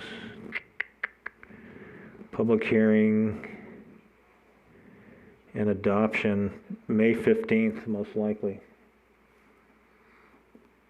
Well, that's the publish of notice of public hearing, so the actual public hearing, Well, April will be pushing it, because then you're gonna have to have, because basically what I'm hearing with Greg and stuff, and we sort of talked before, do we wanna just at least bring the resolutions?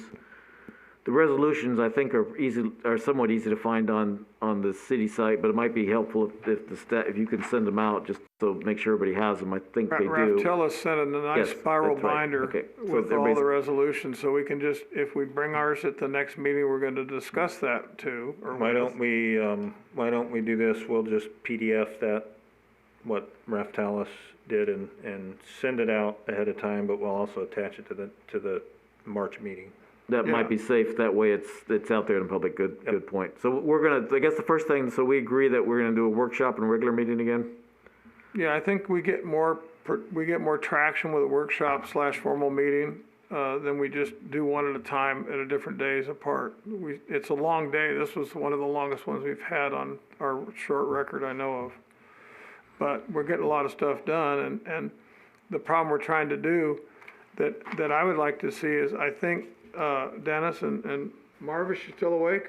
I think we lost him, didn't we? I think we'll have some more information from our bidder that's got the Boulder City tap to Buchanan line. Some more updates on that and where the progress is gonna be on that. By March, oh, sure. Yeah, Yeah. so that's something that we've gotta push forward, because that's on our 5-year CIP plan, and then we're gonna have progress on it. So, there's a lot of moving parts right now that we're gonna have to deal with. So our 5-year CIP that we've done the report on, and we're gonna take and be presenting, okay, is gonna have some additional updates by the next meeting, Right. okay? And that'll show that we're tracking what we're doing, and we're gonna take and have to maybe just put an addendum on the 5-year capital improvement plan. So that's stuff I'm looking at right now. So our timescales and what we gotta produce, we're getting kind of to a crunch point, but I think we've knocked, with this meeting we're gonna have on the 16th, was it? I think that'll help us in getting this stuff progressed to where we get a little breathing room. It's been a hard slog through the COVID-19 and everything else, but we're getting it. And then we can maybe talk about the rate study that we're at the next meeting. So I'm talking about the resolutions, and if we have time on the workshop, we'll talk a little bit about one portion of the rate study. Okay. Now, do we want the O&M budget probably want that in the workshop, don't we? Well, if we do the O&M budget, I want to pull the rate study off, because the O&M budget's going to be kind of, when were we scheduled to have finance here? First meeting in March. Okay, so there's where our presentation is. They can come at the workshop and have the presentation, or they come to the formal meeting, but I think we got stuff to chew on if we get them into a workshop and they put the presentation out, which I don't think there's a violation of the open meeting law on that. And then we've got something to talk about, because we've got so many pent-up questions. So what we would do is we just go with 4, if I'm understood, we'd go ahead and do the ongoing capital. Right, We would do the O&M, right. and we do the resolutions, and we do the 5-year capital, just as any Just a updates brief or- overview, because there'll be some more data that we're waiting for to make decisions on it. And the admin charge. Yeah, and the admin charge. The admin chart, yes. So that's 5 items. 5 items for the workshop. Yeah, yep. So we would have to. we Holly's would getting be, hungry. We would be doing the same thing, I guess. We'd have to try to get it a little bit organized next time, is in that we would say, okay, probably still from 1 to 4:45, I guess, though, right? For the workshop, or do we want to extend it? I think we should extend it and make the general meeting a little shorter. Make it as short as we can. Yeah. I don't have a problem with that. So you want to go to 5:45? Unless you want to put an hour for each agenda item to make it We can safe. we can put our time to stop at 5:45 and then go to our regular meeting, but if we can start earlier, we start earlier. It just depends on how the workshop works. No, you can't. You can't start earlier on the second meeting Okay, so we gotta pick because a it's time. posted. Yeah, I think we were getting pushed at this workshop, We so I were. think we need to push it out to 5:45. Okay, so we got 5, and then, so on the regular meeting then, we'd approve the minutes. Well, okay, Josh, do you want to approve the minutes on the 16th, or you want to approve them on March? Is the 16th a regular meeting? I thought it was a special meeting. Yeah, you can still do the minutes if you want to. It If doesn't matter to if me. it's a voting meeting, we should be okay. Okay, yeah, we can do it on the 16th then. That way it cleans up what you've got going on with the minutes and stuff. Okay, then we're gonna go, You okay with that? do we need to vote on anything for O and M? Do we need to vote on anything for O and M? We'll just put for discussion and possible action. Okay, timescales and, let's see, so we're not doing any, we're not really doing any more reports though. In March is no, there's really nothing to vote on in March, right? So, okay, if we can do the same thing we did last time, I guess, is that, Josh will send the, agenda out to everybody, and if anybody has any concerns, so we do the basics we talked about. Josh will send the agenda out, and then, so you guys can send it, so everybody can send it to the city, right? So there's no discussion, and that, if anything needs to be changed for the agenda, then, and then you would send the final one out to everybody saying these were recommendations. Is that feasible?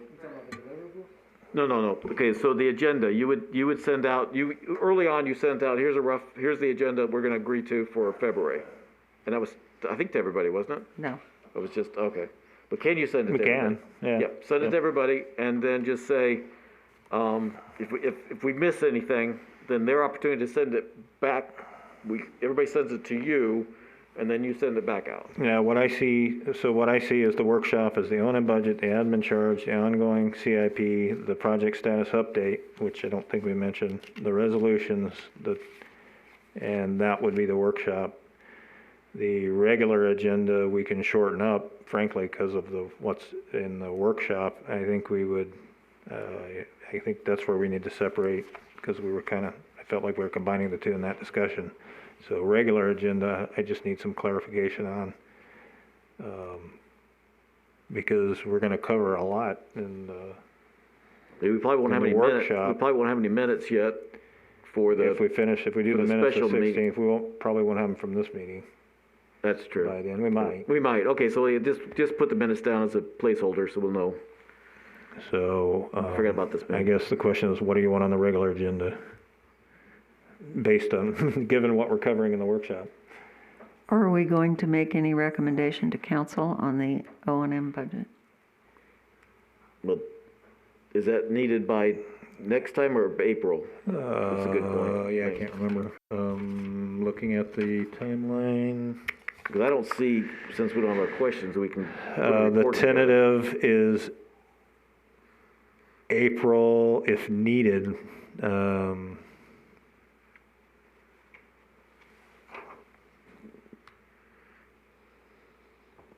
So there's a special meeting on O&M on March 10th. That's the one that includes tentative approval of the CIP. And then there's a tentative if needed, so I'm not sure how that works, in April 28th.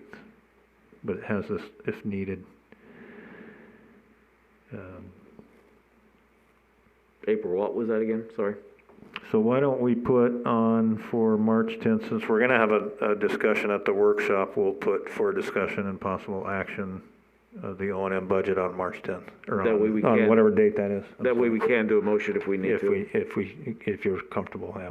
Okay. Yep, so that'll go, so we'll have the minutes, the O&M for, we'll have the typical timescales, I call it the George Ree item.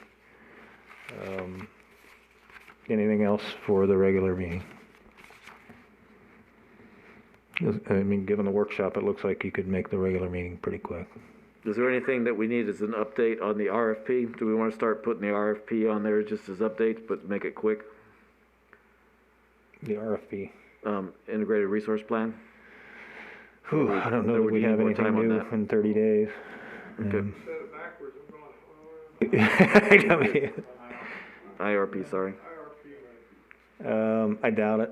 Okay, Yeah, just, I doubt it. okay, well, let's, like I said, put that down, and if anybody has any major concerns or thoughts, once it Okay. gets clear a little We'll bit. send that out as draft with the workshop and the regular agenda early next week, and you guys give us your feedback, or if you think of something else. That'd be great. So we're looking at 1 o'clock for the workshop on the 16th of February, Tuesday. Well, That, the 1 o'clock that's a is the regular, that's a special regular meeting. Special meeting. It's just Thank the you. one We have to item. vote.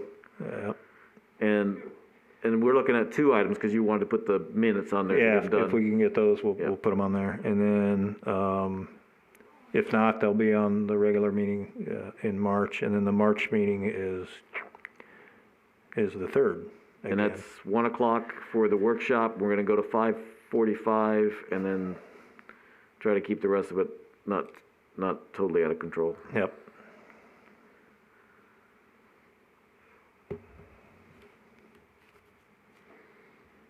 Okay, so are we good with that? We're good for the future agendas for right now. We'll worry about more in March. Hopefully we won't be as brain dead.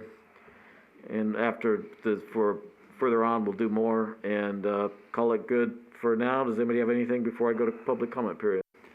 I had one more random thought, but I'm not sure if it's the best use of Mr. Poole's time to have him sitting here for 6 hours, much as he sort of appreciates our deep insights.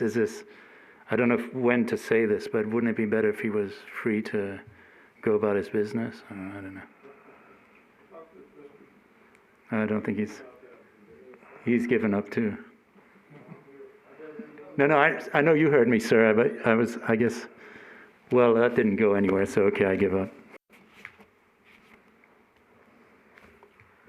Okay, so we'll open up the public comment period. Again, the phone number is 702-589-9629.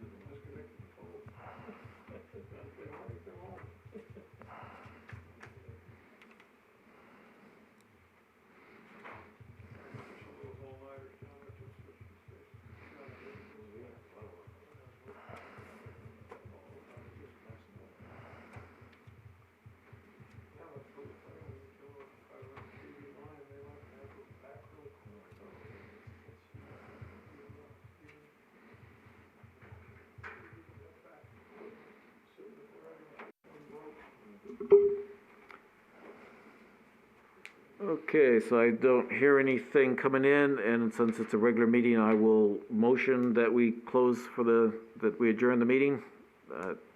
Second. Everybody in agreement? Aye. Motion. So we are done. Thanks for everybody's time.